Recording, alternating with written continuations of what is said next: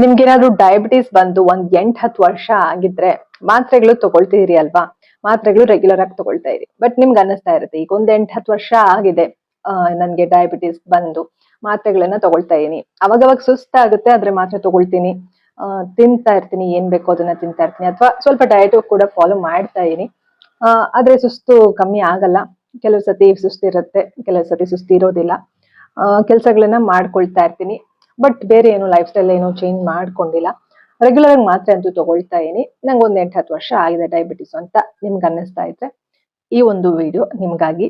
So ಈ ವಿಡಿಯೋನಲ್ಲಿ ನಾವು ಡಯಾಬಿಟಿಸ್ ಬಂದು ಒಂದ್ 8-10 ವರ್ಷ ಆದ್ಮೇಲೆ ದೇಹದ ಮೇಲೆ ಏನೆಲ್ಲ ಪರಿಣಾಮಗಳು ಬೀಳುತ್ತೆ, ಕೇವಲ ಮಾತ್ರೆಗಳನ್ನ ತಗೊಂಡು ಬೇರೆ ಏನು ಲೈಫ್ ಅಲ್ಲಿ ಚೇಂಜಸ್ ಮಾಡ್ಕೊಂಡಿಲ್ಲ, ಲೈಫ್ ಸ್ಟೈಲ್ ಚೇಂಜ್ ಮಾಡ್ಕೊಂಡಿಲ್ಲ ಅಂದ್ರೆ ಏನೆಲ್ಲ ಸಮಸ್ಯೆಗಳು ಆಗುತ್ತೆ ಅನ್ನೋದನ್ನ ನೋಡ್ತಾ ಹೋಗೋಣ.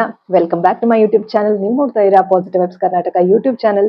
ನಾನು ನಿಮ್ಮ Chaitra, counselling psychologist and narcissism recovery coach. ಸ್ನೇಹಿತರೆ, ಇವತ್ತಿನ ವಿಡಿಯೋನಲ್ಲಿ ಒಂದು 7 ಪರಿಣಾಮಗಳು, 7 ಮುಖ್ಯವಾದ ಪರಿಣಾಮಗಳು ನಿಮ್ಮ ದೇಹದ ಅಂಗಾಂಗಗಳ ಮೇಲೆ ಹೇಗೆ ಪರಿಣಾಮ ಬೀಳುತ್ತೆ, ಯಾವ ಅಂಗಾಂಗಗಳ ಮೇಲೆ ಪರಿಣಾಮ ಬೀಳುತ್ತೆ ಡಯಾಬಿಟಿಸ್ ಬಂದು ಒಂದ್ 8-10 ವರ್ಷ ಆದ್ಮೇಲೆ, ಒಂದೊಂದಾಗಿ ಏನೆಲ್ಲ ಸಮಸ್ಯೆಗಳಾಗುತ್ತೆ, ನೀವು ಸುಮ್ಮನೆ ಇದ್ರೆ ಏನೆಲ್ಲ ಸಮಸ್ಯೆಗಳಾಗುತ್ತೆ, ಕೇವಲ ಮಾತ್ರೆ ತಗೊಳ್ತಾ ಬೇರೆ ಏನು ಬದಲಾವಣೆಗಳು ಮಾಡಿಕೊಂಡಿಲ್ಲ ಅಂತಂದ್ರೆ ಏನಾಗತ್ತೆ ಅನ್ನೋದನ್ನ ನೋಡ್ತಾ ಹೋಗೋಣ. ನೀವು ಇನ್ನೂ ಕೂಡ ನನ್ನ ಚಾನಲ್ಗೆ ಸಬ್ಸ್ಕ್ರೈಬ್ ಆಗಿಲ್ಲ ಅಂತಂದ್ರೆ ಈ ಕೂಡಲೇ ಪಾಸಿಟಿವ್ ವೈಬ್ಸ್ ಕರ್ನಾಟಕ ಚಾನಲ್ಗೆ ಸಬ್ಸ್ಕ್ರೈಬ್ ಮಾಡ್ಕೊಳ್ಳಿ, ಬೆಲ್ ಐಕಾನ್ ಒತ್ತಿ. ನಾನು ಹಾಕುವಂತ ಎಲ್ಲ ವಿಡಿಯೋಗಳು ನೋಟಿಫಿಕೇಶನ್ ನಿಮ್ಗೆ ಬರುತ್ತೆ. ಹೆಲ್ತ್ ಅವೇರ್ನೆಸ್ ರಿಲೇಟೆಡ್ ಬರುತ್ತೆ, ಜೊತೆಗೆ ಮೈಂಡ್, ಬಾಡಿ, ಸೋಲ್ ಹೀಲಿಂಗ್, ಮನಸ್ಸು, ದೇಹ, ಆತ್ಮ ಮೂರರ ಒಂದು ಸಮತೋಲನದ ಆರೋಗ್ಯ ತುಂಬಾ ಮುಖ್ಯ. Balanced life very very important. ಇಲ್ಲಾಂದ್ರೆ ಮನಸ್ಸಿಗೆ ಕಾಯಿಲೆ ಬಂದ್ರೆ ದೇಹಕ್ಕೂ ಕಾಯಿಲೆ ಬರುತ್ತೆ, ದೇಹಕ್ಕೆ ಕಾಯಿಲೆ ಬಂದ್ರೆ ಮನಸ್ಸಿಗೂ ಕೂಡ ಕಾಯಿಲೆ ಬರುತ್ತೆ ಅಲ್ವಾ? ಸಮಸ್ಯೆ ಆಗುತ್ತೆ. ಕಾಯಿಲೆ ಅಂತಂದ್ರೆ ನೀವು ತುಂಬಾ ವಾಸಿನೇ ಆಗಲ್ಲ ಅನ್ನೋ ತರ ತಿಳ್ಕೊಳ್ಬಾರ್ದು. ಸೊ ಈ ರೀತಿ ಒಂದಕ್ಕೊಂದು ಕನೆಕ್ಟೆಡ್ ಆಗಿರುತ್ತೆ ಅಲ್ವಾ? ಸೊ ತಡ ಮಾಡ್ದಿರಾ ಶುರು ಮಾಡೋಣ ಬನ್ನಿ. ಕೆಲವರು ಅನ್ಕೊಂಡಿರ್ತಾರೆ ಕೇವಲ ಒಂದು ಮಾತ್ರೆ ತಗೊಂಡ್ರೆ ಸರಿ ಹೋಗುತ್ತೆ, ಒಂದು ಮಾತ್ರೆ ತಗೊಳ್ತಾ ಇದೀನಲ್ವಾ, ಡಾಕ್ಟರ್ ಹೇಳಿದ ತರಾನೇ ನಾನ್ ಮಾತ್ರೆ ತಗೊಳ್ತಾ ಇದೀನಿ, ಸುಮ್ಮನೆ ಮಾತ್ರೆ ತಗೊಂಡ್ರೆ ಸಾಕು ಅಂತ ಅನ್ಕೊಂಡಿರ್ತಾರೆ. ಆದ್ರೆ ಇದೇ ರೀತಿ ನೀವು ಮೈಂಡ್ ಸೆಟ್ ಅಲ್ಲಿ ಇತ್ತು ಅಂತಂದ್ರೆ, ಇನ್ನೂ ಕೂಡ ನೀವು ನಿಮ್ಮ ಜೀವನ ಶೈಲಿಯನ್ನ ಬದಲಾಯಿಸ್ಕೊಳ್ಳಿಲ್ಲ ಅಂತಂದ್ರೆ ತುಂಬಾನೇ ಕಾಂಪ್ಲಿಕೇಶನ್ಸ್ ಆಗುತ್ತೆ, ನಿಮ್ಮ ದೇಹದ ಮೇಲೆ ತುಂಬಾನೇ ಪರಿಣಾಮ ಬೀರುತ್ತೆ. ಲೈಫ್ ಸ್ಟೈಲ್ ಚೇಂಜ್ ಮಾಡ್ಕೊಳ್ಳಿಲ್ಲ ಅಂತಂದ್ರೆ ಈ ಎಲ್ಲ ಪರಿಣಾಮಗಳು ಬೀರುತ್ತೆ. ಮೊದಲನೇದಾಗಿ ಕಿಡ್ನಿ ಮೇಲೆ ಪರಿಣಾಮ ಬೀರುತ್ತೆ. ಓಕೆ, ನಾನು ಒಂದೊಂದಾಗಿ ಹೇಳ್ತಾ ಹೋಗ್ತೀನಿ, ನೀವು ಭಯ ಪಡುವ ಅವಶ್ಯಕತೆ ಇಲ್ಲ ಸ್ನೇಹಿತರೆ. ಆದ್ರೆ ವಿಚಾರಗಳನ್ನ ತಿಳ್ಕೊಳ್ಳಿ. ಮುಂಬರುವ ವಿಡಿಯೋಗಳಲ್ಲಿ ಏನ್ ಮಾಡ್ಬೋದು ನೀವು ಅಂತ ಕೂಡ ತಿಳಿಸ್ಕೊಡ್ತೀನಿ. ಇವಾಗ ಜಸ್ಟ್ ನೀವು ವಿಚಾರಗಳನ್ನ ತಿಳ್ಕೊಳ್ಳಿ. ಅಂದ್ರೆ ಯಾರು ವರ್ಕೌಟ್ ಮಾಡ್ಕೊಂಡು ಲೈಫ್ ಸ್ಟೈಲ್ ಅಲ್ಲಿ ಸ್ವಲ್ಪ ಆಕ್ಟಿವ್ ಆಗಿದ್ದೀರಿ, ಮತ್ತೆ ಹೆಲ್ದಿ ಲೈಫ್ ಸ್ಟೈಲ್ ಲೀಡ್ ಮಾಡ್ತಾ ಇರ್ತೀರಿ, ಟೈಮ್ಗೆ ಸರಿಯಾಗಿ ನಿದ್ದೆ ಮಾಡೋದು, ಟೈಮ್ಗೆ ಸರಿಯಾಗಿ ಊಟ ಮಾಡೋದು, ಒಳ್ಳೆಯ ಆಹಾರ, ತುಂಬಾ ಕಾರ್ಬ್ಸ್ ತಗೊಳ್ತಾ ಇರ್ತಾರೆ ಕೆಲವರು ಎಷ್ಟು ಬೇಕೋ ಅಷ್ಟೇ ಕಾರ್ಬ್ಸ್ ತಗೊಂಡು ಒಳ್ಳೆಯ ಪ್ರೋಟೀನ್ ಅಂಶ, ಒಳ್ಳೆಯ ನಿದ್ರೆ, ಒಳ್ಳೆಯ ವರ್ಕ್ಔಟ್ ಎಲ್ಲವೂ ಸರಿಯಾಗಿ ಮಾಡ್ತಾ ಇದ್ರೆ ನಿಮ್ಗೆ ಈ ರೀತಿ ಸಮಸ್ಯೆಗಳು ಬರುವ ಚಾನ್ಸ್ ಕಮ್ಮಿ ಇರುತ್ತೆ. ಆದ್ರೆ ಯಾರು ಇದೆಲ್ಲ ಮಾಡ್ತಾ ಇರೋದಿಲ್ಲ ಅಂತವ್ರಿಗೆ ಈ ತರ ಎಲ್ಲ ಸಮಸ್ಯೆಗಳು ಬೇಗ ಬರುವ ಸಾಧ್ಯತೆ ಇರುತ್ತೆ. ಆಯ್ತಾ? ಇವಾಗ ಅತಿಯಾಗಿ ನೀವು ಮಾತ್ರೆ ತಗೊಳ್ತಾ ಇದ್ರೆ ಒಂದಲ್ಲ ಒಂದಿನ ವಯಸ್ಸಾಗ್ತಾ ಆಗ್ತಾ ಎಲ್ರಿಗೂ ಒಂದಲ್ಲ ಒಂದ್ ಸಮಸ್ಯೆ ಬಂದೇ ಬರುತ್ತೆ. ಆದ್ರೆ ನೀವೇನೂ ವರ್ಕೌಟ್ ಮಾಡ್ತೀರಾ, ಬರೀ ಮಾತ್ರೆ ತಗೊಳ್ತಾ ಇದ್ರೆ ಬೇಗ ಸಣ್ಣ ವಯಸ್ಸಿಗೆ ನಿಮ್ಗೆ ತೊಂದರೆ ಆಗುವ ಸಾಧ್ಯತೆ ಇರುತ್ತೆ. ಓಕೆನಾ? ಸೊ ಮೊದಲನೇದಾಗಿ ಕಿಡ್ನಿ ಸಮಸ್ಯೆ ಆಗುತ್ತೆ. ಬ್ಲಡ್ ಶುಗರ್ ಕಂಟ್ರೋಲ್ ಅಲ್ಲಿ ಇಲ್ಲ ಅಂತ ಅಂದಾಗ ಕಿಡ್ನಿ ಸಮಸ್ಯೆ ಖಂಡಿತವಾಗ್ಲೂ ಆಗುತ್ತೆ. ಕಿಡ್ನಿ ಡ್ಯಾಮೇಜ್ ಆಗುವ ಸಾಧ್ಯತೆ ಇರುತ್ತೆ. ಲಾಂಗ್ ಟರ್ಮ್ ಕಿಡ್ನಿ ಮೇಲೆ ಹೊಡೆತ ಬೀಳ್ತಾ ಇದ್ರೆ ಡಯಾಲಿಸಿಸ್ಗೆ ಹೋಗುವ ಚಾನ್ಸ್ ಇರುತ್ತೆ. ಅಂದ್ರೆ ಯೂರಿನ್ ಪಾಸ್ ಆಗೋದಿಲ್ಲ. ಅವಾಗ ಏನ್ ಮಾಡ್ಬೇಕಾಗತ್ತೆ, ಡಯಾಲಿಸಿಸ್ ಅನ್ನುವಂತಹ ಒಂದು ಏನು ಟ್ರೀಟ್ಮೆಂಟ್ ನ ಉಪಯೋಗಿಸಿ ಈ ರೀತಿ ನಿಮ್ಗೆ ಯೂರಿನ್ ಪಾಸ್ ಆಗೋ ರೀತಿ ಮಾಡ್ತಾರೆ. ಕೃತಕವಾಗಿ ಈ ಒಂದು ಏನು ಮಿಷಿನ್ ಅನ್ನ, ಟೆಕ್ನಾಲಜಿ ಯೂಸ್ ಮಾಡ್ಕೊಂಡು ಮಾಡ್ತಾರೆ. ಬಟ್ ಅದೆಲ್ಲ ಕೂಡ ದೇಹಕ್ಕೆ ಎಷ್ಟು ಒಂದ್ ರೀತಿ ನೋವು, ನರಳಾಟ ಎಲ್ಲ ಇರತ್ತಲ್ವಾ? ಸೊ ಇದು ವಿಚಾರವನ್ನ ತಿಳ್ಕೊಂಡ್ರೆ ಇವಾಗ್ಲಿಂದಾನೇ ನೀವು ಎಚ್ಚೆತ್ಕೊಳ್ತೀರಿ. ಸೊ ಮೊದಲನೇದಾಗಿ ಕಿಡ್ನಿ ಸಮಸ್ಯೆ ಆಗುತ್ತೆ. ಎರಡನೇದಾಗಿ ಹಾರ್ಟ್ ಪ್ರಾಬ್ಲಮ್. ಈಗ ಆಲ್ಮೋಸ್ಟ್ ನಿಮ್ಮ ಮನೆಗಳಲ್ಲೂ ಕೂಡ ನೋಡಿರ್ತೀರಿ, ಅಥವಾ ನಿಮ್ಮ ರಿಲೇಟಿವ್ಸ್ ಗಳ ಮನೆಯಲ್ಲಿ ನೋಡಿರ್ತೀರಿ, ಅಥವಾ ನಿಮ್ಮ ಫ್ರೆಂಡ್ಸ್ ಗಳ ಮನೆಯಲ್ಲಿ, ಅಥವಾ ಸುತ್ತಮುತ್ತ ನಿಮ್ಮ ಫ್ಯಾಮಿಲಿನಲ್ಲಿ ನೋಡೇ ಇರ್ತೀರಿ. ಯಾರಿಗೆಲ್ಲ ಡಯಾಬಿಟಿಸ್ ಇತ್ತು ಅವ್ರಿಗೆ ಕೊನೆಗೆ ಹಾರ್ಟ್ ಸಮಸ್ಯೆ ಬಂದಿರೋದು ನಾವು ನೋಡೇ ಇರ್ತೀವಿ ಅಲ್ವಾ? ಸೊ ಇವಾಗ್ಲಿಂದಾನೇ ನಾವು ನಮ್ಗೆ ಕೂಡ ಡಯಾಬಿಟಿಸ್ ಅಂದ್ರೆ, ನಿಮ್ಮಲ್ಲಿ ಯಾರಿಗಾದ್ರೂ ಕೂಡ ನಮಗೂ ಡಯಾಬಿಟಿಸ್ ಇದೆಯಪ್ಪ, ನಾವು ಎಚ್ಚೆತ್ಕೊಳ್ಬೇಕು ಇವಾಗ್ಲಿಂದಾನೇ.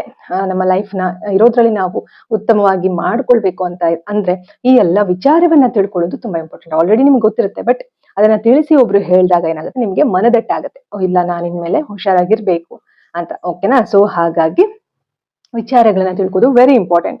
ಸೊ ಡಯಾಬಿಟೀಸ್ ಇಂದ ನಮ್ಗೆ ಹಾರ್ಟ್ ಡಿಸೀಸ್ ಕೂಡ ಬರುವ ಸಾಧ್ಯತೆ ಹೆಚ್ಚಾಗಿ ಇರುತ್ತೆ. ಓಕೆನಾ, ಬಿ ಕೂಡ ಇಲ್ಲಿ ವೇರಿಯೇಷನ್ಸ್ ಆಗತ್ತಲ್ವಾ. ಬಿ ರಕ್ತದ ಒತ್ತಡ ಹೆಚ್ಚಾದಾಗ ಹಾರ್ಟ್ ಮೇಲೆ ಆಟೋಮೆಟಿಕ್ ಆಗಿ ಪ್ರೆಷರ್ ಜಾಸ್ತಿ ಆಗಿ ಹಾರ್ಟ್ ಅಟ್ಯಾಕ್ ಆಗುವ ರಿಸ್ಕ್ ಜಾಸ್ತಿ ಇರುತ್ತೆ. ಓಕೆನಾ, ಲೈಫ್ ಸ್ಟೈಲ್ ಸರಿಗಿಲ್ಲ ಅಂತಂದ್ರೆ ಕಿಡ್ನಿ ಮೇಲೆ ಎಫೆಕ್ಟ್ ಆಗುತ್ತೆ, ಹಾರ್ಟ್ ಮೇಲೆ ಎಫೆಕ್ಟ್ ಆಗುತ್ತೆ. ಇನ್ನು ಮೂರನೇದಾಗಿ ನರ್ವ್ಸ್ ಮೇಲೆ ಎಫೆಕ್ಟ್ ಆಗುತ್ತೆ, ನರಗಳ ಮೇಲೆ ಕೂಡ ಹೊಡೆತ ಬೀಳುತ್ತೆ, ನರ್ವ್ ಡ್ಯಾಮೇಜ್ ಆಗುವ ಸಾಧ್ಯತೆ ಇರುತ್ತೆ. ಕೈಕಾಲುಗಳು ಜೋಮ್ ಹಿಡಿಯೋದು, ನಂಬ್ನೆಸ್ ಫೀಲ್ ಆಗೋದು.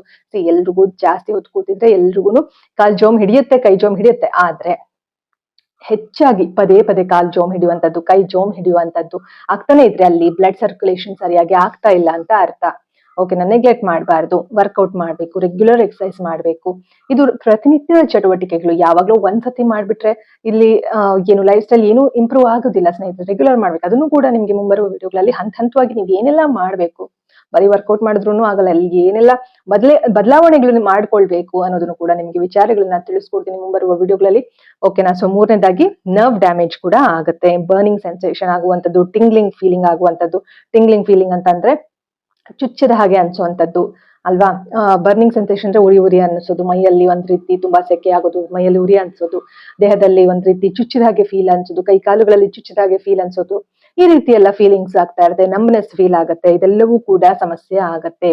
ಕೇವಲ ಮಾತ್ರೆಗಳು ಒಂದ್ 10-20 ವರ್ಷದಿಂದ ತಗೊಳ್ತಾ ಇದ್ರೆ ಇದೆಲ್ಲ ಸಮಸ್ಯೆಗಳು ಬರುತ್ತೆ. ಸೊ ಯಾರೆಲ್ಲ ಒಂದ್ 8-10 ವರ್ಷ ನಿಮ್ಗೆ ಆಲ್ರೆಡಿ ಡಯಾಬಿಟಿಸ್ ಬಂದೇನೆ ಒಂದ್ 8-10 ವರ್ಷ ಆಗಿದೆ ಅಂತಂದ್ರೆ ಈಗಲೂ ಕೂಡ ನೀವು ಡಯಾಬಿಟಿಸ್ ನ ರಿವರ್ಸ್ ಮಾಡ್ಕೊಳ್ಳುವ ಎಲ್ಲಾ ಸಾಧ್ಯತೆ ಇದೆ. ಅದು ನಿಮ್ಮ ಕೈಯಲ್ಲೇ ಇದೆ. ಓಕೆನಾ, ಅದಕ್ಕೂ ಕೂಡ ನಾನು ವಿಚಾರಗಳನ್ನ ತಿಳಿಸ್ಕೊಡ್ತೀನಿ ಮುಂಬರುವ ವಿಡಿಯೋಗಳಲ್ಲಿ. ಸದ್ಯಕ್ಕೆ ಈ ವಿಡಿಯೋನಲ್ಲಿ ನಾವು ಏನೆಲ್ಲ ಸಮಸ್ಯೆ ಆಗತ್ತೆ ಅನ್ನೋದನ್ನ ತಿಳ್ಕೊಳ್ಳೋಣ ಸ್ನೇಹಿತರೆ. ಸೊ 3 ಆಯ್ತು, ಹಾರ್ಟ್ ಪ್ರಾಬ್ಲಮ್ ಆಯ್ತು, ನರ್ವ್ ಪ್ರಾಬ್ಲಮ್ ಆಯ್ತು ಅಲ್ವಾ. ಇವಾಗ 4ನೇದಾಗಿ ಕಣ್ಣಿನ ಸಮಸ್ಯೆ ಕೂಡ ಆಗುತ್ತೆ, ಐ ಪ್ರಾಬ್ಲಮ್. ಡಯಾಬಿಟಿಕ್ ರೆಟಿನೋಪತಿ ಅಂತ ನೀವು ಎಲ್ರು ಕೇಳೇ ಇರ್ತೀರಿ ಅಲ್ವಾ.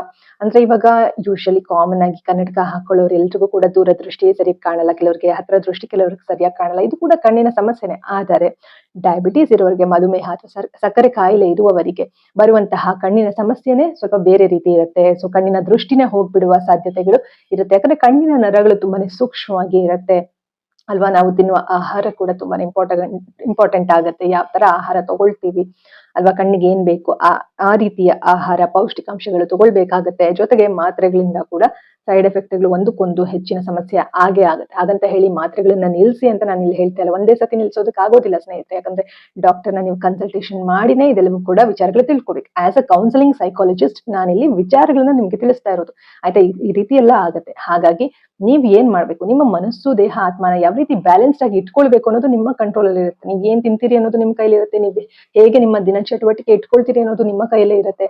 ನೀವ್ ಯಾವ ವಿಷಯಗಳಿಗೆ ಎನರ್ಜಿ ಕೊಡ್ಬೇಕು, ಯಾವ ವಿಷಯಗಳಿಗೆ ಎನರ್ಜಿ ಕೊಡಬಾರ್ದು ಅನ್ನೋದು ನಿಮ್ಮ ಕೈಲೇ ಇರುತ್ತೆ. ಎಲ್ಲಿ ಹೋಗ್ಬೇಕು, ಎಲ್ಲಿ ಹೋಗ್ಬಾರ್ದು, ಅಂದ್ರೆ ಇವತ್ ನಾನು ಎಷ್ಟು ಹೊತ್ತು ಹೊರಗಡೆ ಟೈಮ್ ಸ್ಪೆಂಡ್ ಮಾಡ್ಬೇಕು, ಎಷ್ಟು ಹೊತ್ತು ಕೆಲಸಗಳು ಮಾಡ್ಬೇಕು, ಎಷ್ಟೊತ್ತು ಮನೆಗೆ ಬಂದು ರೆಸ್ಟ್ ಮಾಡ್ಬೇಕು, ಎಷ್ಟೊತ್ತು ನಿದ್ದೆ ಮಾಡ್ಬೇಕು, ಇದೆಲ್ಲವೂ ಕೂಡ ನಿಮ್ಮ ಕೈಲಿರುತ್ತೆ. ಎಷ್ಟೊತ್ತು ಟಿವಿ ನೋಡ್ಬೇಕು, ಕೆಲವರು ತುಂಬಾ ಹೊತ್ತು ಟಿವಿ ನೋಡುವಂಥದ್ದು, ಕೆಲವರು ತುಂಬಾ ಹೊತ್ತು ಕೂತು ಕೆಲಸ ಮಾಡುವಂಥದ್ದು, ಎದ್ದು ಓಡಾಡದೇ ಇರುವಂತದ್ದು, ಇದೆಲ್ಲವೂ ಕೂಡ ನಿಮ್ಮ ಕೈಲಿದೆ ಅಲ್ವಾ. ಹಾಗಾಗಿ ಆಸ್ ಅ ಕೌನ್ಸಿಲಿಂಗ್ ಸೈಕಾಲಜಿಸ್ಟ್ ನಾನು ಹೇಳ್ತಾ ಇರೋದು ಇಲ್ಲಿ ವಿಚಾರಗಳನ್ನ ಅರ್ಥ ಮಾಡ್ಕೊಳ್ಳಿ. ಡಾಕ್ಟರ್ಗಳು ಹೇಳಿರುವ ವಿಚಾರಗಳನ್ನು ಕೂಡ ನೀವು ತಿಳ್ಕೊಳ್ಳಿ. ಆಲ್ರೆಡಿ ಎಷ್ಟೋ ಡಾಕ್ಟರ್ಸ್ ಕೂಡ ವಿಡಿಯೋಗಳು ಮಾಡಿರ್ತಾರೆ ಯೂಟ್ಯೂಬ್ ಅಲ್ಲಿ, ಅದೆಲ್ಲ ನೀವು ನೋಡಿರ್ತೀರಿ. ಕನ್ಫ್ಯೂಷನ್ ಮಾಡ್ಕೊಳ್ಬೇಡಿ. ಓಕೆನಾ, ವಿಚಾರಗಳನ್ನ ತಿಳ್ಕೊಳ್ಳಿ. ಇಲ್ಲಿ ನಾನು ಒಂದು ಮನಃಶಾಸ್ತ್ರದ ಒಂದು ಆಂಗಲ್, ಸೈಕಾಲಜಿಕಲ್ ಆಂಗಲ್, ಆ ಒಂದು ದೃಷ್ಟಿಕೋನದಲ್ಲಿ ಕೂಡ ಹೇಳ್ತಾ ಇರ್ತೀನಿ. ಓಕೆನಾ, ಯಾಕಂದ್ರೆ ನಮ್ಮ ಮನಸ್ಸು, ದೇಹ, ಆತ್ಮ 3 ಕೂಡ ಕನೆಕ್ಟೆಡ್ ಆಗಿರುತ್ತೆ ಅಲ್ವಾ. ಹಾಗಾಗಿ ಈ ರೀತಿ ದೃಷ್ಟಿಕೋನದಲ್ಲಿ ನೀವು ನನ್ನ ವಿಡಿಯೋಸ್ ಗಳನ್ನ ನೋಡ್ಬೇಕಾಗತ್ತೆ. ಓಕೆನಾ, ಸೊ ಹಾಗಾಗಿ ನಮ್ಮ ಒಂದು ಕಣ್ಣಿನ ಸಮಸ್ಯೆ ಕೂಡ ಹೆಚ್ಚಾಗತ್ತೆ. ಈ ಒಂದು ಏನು ಡಯಾಬಿಟೀಸ್ ಬಂದು ನೆಗ್ಲೆಕ್ಟ್ ಮಾಡಿದ್ರೆ, ನಮ್ಮ ಜೀವನ ಶೈಲಿಯನ್ನ ಸರಿಯಾಗಿ ಇಟ್ಕೊಳ್ತೀರಾ, ನೆಗ್ಲೆಕ್ಟ್ ಮಾಡ್ಕೊಂಡು ತುಂಬಾ ಇಗ್ನೋರ್ ಮಾಡ್ಕೊಂಡು ಹೆಂಗಂದ್ರಂಗೆ ನಾವು ಜೀವಿಸ್ತಾ ಇದ್ರೆ, ನಮ್ಮ ಡಿಸಿಪ್ಲಿನ್ ಇರ್ಲಿಲ್ಲ ನಮ್ಮ ದಿನನಿತ್ಯದಲ್ಲಿ ಅಂತಂದ್ರೆ ಇದೆಲ್ಲ ಸಮಸ್ಯೆಗಳು ಖಂಡಿತವಾಗ್ಲೂ ಆಗತ್ತೆ. 4ನೇದಾಗಿ. ಇನ್ನು 5ನೇದಾಗಿ ಲಿವರ್ ಮೇಲೆ ಪರಿಣಾಮ ಬೀರುತ್ತೆ. ಸೊ ನಾವ್ ಏನ್ ತಿಂತೀವಿ ಅಂದ್ರೆ ಇವಾಗ ಕೆಲವರು ಸ್ಟ್ರೆಸ್ ಇದ್ದಾಗ ತುಂಬಾ ತಿನ್ಬಿಡೋದು ಅಲ್ವಾ. ಇವಾಗ ಎಲ್ರೂ ಮಾಡ್ತೀವಿ, ನಾನು ಕೂಡ ಅದ್ ಮಾಡೇ ಇದೀನಿ. ಸ್ಟ್ರೆಸ್ ಇದ್ದಾಗ ನಮ್ಗೆ ಒಂದ್ ರೀತಿ ಏನಾದ್ರು ತಿನ್ನೋಣ ಅಂತ ಅನ್ಸುತ್ತೆ, ಕೆಲವೊಂದ್ಸತಿ ಫಾಸ್ಟ್ ಫುಡ್ ತಿಂದಿರ್ತೀವಿ. ಆದ್ರೆ ಅದಕ್ಕೆ ಒಂದು ಲಿಮಿಟ್ ಇರುತ್ತಲ್ವಾ. ಯಾವಾಗ್ಲೂ ಕೆಲವರು ಹೊರಗಡೆ ಫುಡ್, ಯಾವಾಗ್ಲೂ ಸ್ವಲ್ಪ ಏನು ಹೆಚ್ಚಾಗಿ ಕಾರ್ಬೋಹೈಡ್ರೇಟ್ಸ್ ತಿಂತಾ ಇರುವಂತದ್ದು, ಸ್ಟ್ರೆಸ್ ಲೆವೆಲ್ ಜಾಸ್ತಿ ಆದಾಗ ಹಾಗೆ ತಿನ್ನುವಂತ ಕ್ರೇವಿಂಗ್ಸ್ ಅಂತ ಹೇಳ್ತೀವಲ್ವಾ, ಅದೆಲ್ಲ ಆಗ್ತಾ ಇರುತ್ತೆ. ಬಟ್ ಮೈಂಡ್ ನಾವು ಕಂಟ್ರೋಲ್ ಅಲ್ಲಿ ಇಟ್ಕೊಂಡಾಗ, ನಾವೇನ್ ತಿಂತೀವಿ ಅನ್ನೋದು ಕೂಡ ಗಮನ ನಮ್ಮಲ್ಲಿ ಮೈಂಡ್ ಅಲ್ಲಿ ಇದ್ದಾಗ ಅದನ್ನ ನಾವೇ ಕಂಟ್ರೋಲ್ಗೆ ತಗೊಳ್ಬಹುದು, ಏನ್ ತಿಂತೀವಿ ಅನ್ನೋದನ್ನ ಅಲ್ವಾ. ಹಾಗಾಗಿ ನಾವು ಹೆಚ್ಚಾಗಿ ಬೇಡದೇ ಇರೋ ಐಟಮ್ ಎಲ್ಲ ತಿಂತಾ ಇದ್ರೆ ಲಿವರ್ ಮೇಲೆ ಹೊಡ್ತಾ ಬೀಳುತ್ತೆ. ನಾವ್ ಏನೇ ತಿಂದ್ರು ಕೂಡ ಕಲ್ಮಶಗಳನ್ನ ಟಾಕ್ಸಿನ್ಸ್ ನ ಹೊರಗಡೆ ಹಾಕುವಂತ ಕೆಲಸ ಮಾಡೋದೇನೆ ಲಿವರ್ ಅಲ್ವಾ. ಸೊ ಅದೇ ರೀತಿ ನಾವು ಮಾತ್ರೆಗಳನ್ನು ತಗೊಂಡು ಜೊತೆಗೆ ಏನ್ ಬೇಕೋ ಅದು ತಿಂತಾ ಇದ್ರೆ ಏನಾಗ್ಬಿಡತ್ತೆ, ಅಲ್ಲಿ ತುಂಬಾನೇ ಹೊಡ್ತಾ ಬೀಳುತ್ತೆ, ಲಿವರ್ ಮೇಲೆ ಎಫೆಕ್ಟ್ ಆಗುತ್ತೆ. 5ನೇದು ಪ್ರಾಬ್ಲಮ್ ಸಮಸ್ಯೆ ಬಂದು ಲಿವರ್ ಮೇಲೆ ಹೊಡ್ತಾ ಬೀಳುತ್ತೆ. ಬರೀ ಮೆಡಿಸನ್ ಮೇಲೆ ಡಿಪೆಂಡ್ ಆಗಿರೋದು. ಮೆಡಿಸನ್ ಹೇಗಾದ್ರೂ ಮಾಡಿ ಕಮ್ಮಿ ಮಾಡ್ಕೊಳ್ಬೇಕು ಅನ್ನೋ ವಿಚಾರನೇ ನೀವು ಯೋಚನೆ ಮಾಡಿರೋದಿಲ್ಲ.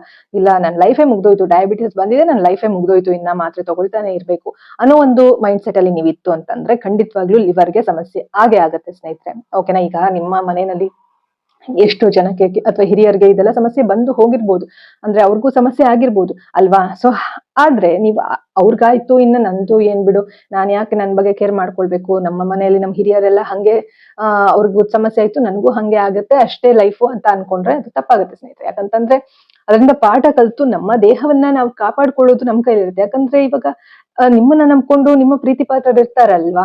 ಸೊ ಹಾಗಾಗಿ ಅವ್ರ ಬಗ್ಗೆನೂ ಯೋಚನೆ ಮಾಡ್ಬೇಕಾಗುತ್ತೆ, ಜೊತೆಗೆ ನಿಮ್ಮ ಬಗ್ಗೆ ನಿಮ್ಗೋಸ್ಕರ ನೀವು ಬದುಕ್ಬೇಕು ಅಲ್ವಾ. ಹಾಗಾಗಿ ಸೊ ಇಲ್ಲಾಂದ್ರೆ ನೀವೇ ನರಳ್ತೀರಿ ಅಲ್ವಾ. ಇವಾಗ ನಮಗ್ ಸಮಸ್ಯೆ ಆಯ್ತು ಅಂದ್ರೆ, ನಮ್ಮ ದೇಹಕ್ಕೆ ಸಮಸ್ಯೆ ಆಯ್ತು ಅಂದ್ರೆ ನಾವೇ ನರಳ್ಬೇಕು ಅಲ್ವಾ. ಹಾಗಾಗಿ ಸೊ ನಮ್ಮ ಹೆಲ್ತ್ ಅನ್ನ ನಾವೇ ನೋಡ್ಕೊಳ್ಬೇಕು. ನಮ್ಮ ದೇಹ ಒಂದು ದೇವಸ್ಥಾನ ಇದ್ದಾಗೆ. ಪ್ರತಿಯೊಂದು ವಿಡಿಯೋಲು ನಾನು ಹೇಳ್ತಾ ಇರ್ತೀನಿ, ನಮ್ಮ ದೇಹ ಒಂದು ಟೆಂಪಲ್ ಇದ್ದಾಗೆ. ಅದನ್ನ ನಾವು ಕಾಪಾಡ್ಕೊಳ್ಳೋದು ನಮ್ಮ ಜವಾಬ್ದಾರಿ ಆಗಿರುತ್ತೆ. ಪ್ರಯತ್ನ ಮಾಡ್ಬೇಕು, ಏನಾಗುತ್ತೋ ಅದನ್ನ ನಾವು ತಪ್ಸೋಕ್ಕಾಗಲ್ಲ, ಆದ್ರೆ ಪ್ರಯತ್ನ ಅನ್ನೋದು ನಮ್ಮ ಕೈಯಲ್ಲಿ ಇರುತ್ತೆ ಅಲ್ವಾ ಸ್ನೇಹಿತರೆ. ಸೊ ಹಾಗಾಗಿ ನಾವ್ ಏನ್ ತಿಂತೀವಿ, ಏನ್ ಕುಡಿತೀವಿ ಅನ್ನೋದು ತುಂಬಾನೇ ಇಂಪಾರ್ಟೆಂಟ್. ಓಕೆನಾ. ಸೊ ಹಾಗಾಗಿ ನಮ್ಮ ಒಂದು ಲಿವರ್ ನ ಚೆನ್ನಾಗಿ ಇಟ್ಕೊಳ್ಬೇಕು. ಸೊ ಇದು ಕೂಡ ಒಂದ್ ಸಮಸ್ಯೆ. ಓಕೆನಾ. ಸೊ ಇಲ್ಲಿ ಏನು ನಾನು ಹೇಳ್ತಾ ಇರೋದು ಪರಿಣಾಮಗಳು ಮತ್ತೆ ಹೇಳ್ತಾ ನಿಮ್ಗೆ ನೆನಪಿಸ್ತಾ ಇದೀನಿ. ಈ ವಿಡಿಯೋನಲ್ಲಿ ನಾವ್ ಏನ್ ತಿಳ್ಕೊಳ್ತಾ ಇದೀವಿ, ಡಯಾಬಿಟೀಸ್ ಬಂದು 8-10 ವರ್ಷ ಆದ್ಮೇಲೆ ನೀವು ಲೈಫ್ ಸ್ಟೈಲ್ ಇನ್ನೂವರೆಗೂ ಚೇಂಜ್ ಮಾಡ್ಕೊಳ್ತಿಲ್ಲ ಅಂದ್ರೆ ಇದೆಲ್ಲ ಸಮಸ್ಯೆ ಆಗುತ್ತೆ. ಓಕೆನಾ. ಲಿವರ್ ಮೇಲೂ ಕೂಡ ಹೊಡ್ತಾ ಬೀಳುತ್ತೆ. ಇದಿಷ್ಟು 5 ಪರಿಣಾಮಗಳು. ಇನ್ನು 6ನೇ ಪರಿಣಾಮ ಬಂದು ಬೋನ್ಸ್ ಅಂಡ್ ಮಸಲ್ ವೀಕ್ನೆಸ್, ಅಂದ್ರೆ ನಿಮ್ಮ ಒಂದು ಮೂಳೆಗಳು ಮತ್ತೆ ನಿಮ್ಮ ಒಂದು ಮಾಂಸಖಂಡಗಳ ಮೇಲೆ ಹೊಡ್ತಾ ಬೀಳುತ್ತೆ. ವೀಕ್ ಆಗ್ತಾ ಹೋಗುತ್ತೆ, ನಿಮ್ಮ ಮೂಳೆಗಳೆಲ್ಲ ವೀಕ್ ಆಗ್ತಾ ಹೋಗುತ್ತೆ. ಇನ್ನ ಮೂಳೆಗಳು ವೀಕ್ ಆಯ್ತು ಅಂತಂದ್ರೆ ಫ್ರಾಕ್ಚರ್ ಆಗುತ್ತೆ. ಫ್ರಾಕ್ಚರ್ ಆಯ್ತು ಅಂತಂದ್ರೆ ಒಂದ್ 5 ವರ್ಷ ಲೈಫೇ ಹೋದಂಗೆ, ಬೇಗ ನಾವು ಆಯಸ್ಸೇ ಕಮ್ಮಿ ಆದಂಗೆ ಆಗ್ಬಿಡುತ್ತಲ್ವಾ. ಹಾಗಾಗಿ ಆದಷ್ಟು ನಾವು ನಮ್ಮ ಒಂದು ಬೋನ್ಸ್ ಅನ್ನ ಸ್ಟ್ರಾಂಗ್ ಆಗಿ ಇಟ್ಕೊಳ್ಳಕ್ಕೆ ಪ್ರಯತ್ನ ಮಾಡ್ಬೇಕು. ಅದಕ್ಕೆ ಏನ್ ಬೇಕು ಅಂತಹ ಆಹಾರ ತಿನ್ನೋದು, ವರ್ಕೌಟ್ ಮಾಡೋದು. ತಿನ್ಬಿಟ್ಟು ಸುಮ್ನೆ ಕೂತ್ಕೊಂಡ್ರೆ ಅದು ಕೂಡ ಜೀರ್ಣ ಆಗಲ್ಲ, ಮೈಗೆ ಹತ್ತೋದಿಲ್ಲ. ಸೊ ವರ್ಕೌಟ್ ಮಾಡೋದು, ಈ ತರ ಮಾಡ್ಬೇಕಂದ್ರೆ ಮನ್ಸ್ ಮಾಡ್ಬೇಕು. ಫಸ್ಟ್ ಮನಸ್ಸಿದ್ದರೆ ಮಾರ್ಗ ಅಲ್ವಾ. ನಾವು ಮನ್ಸ್ ಮಾಡಿದ್ರೆ ಮಾತ್ರ ಇವೆಲ್ಲ ಮಾಡೋದಕ್ಕೆ ಸಾಧ್ಯ.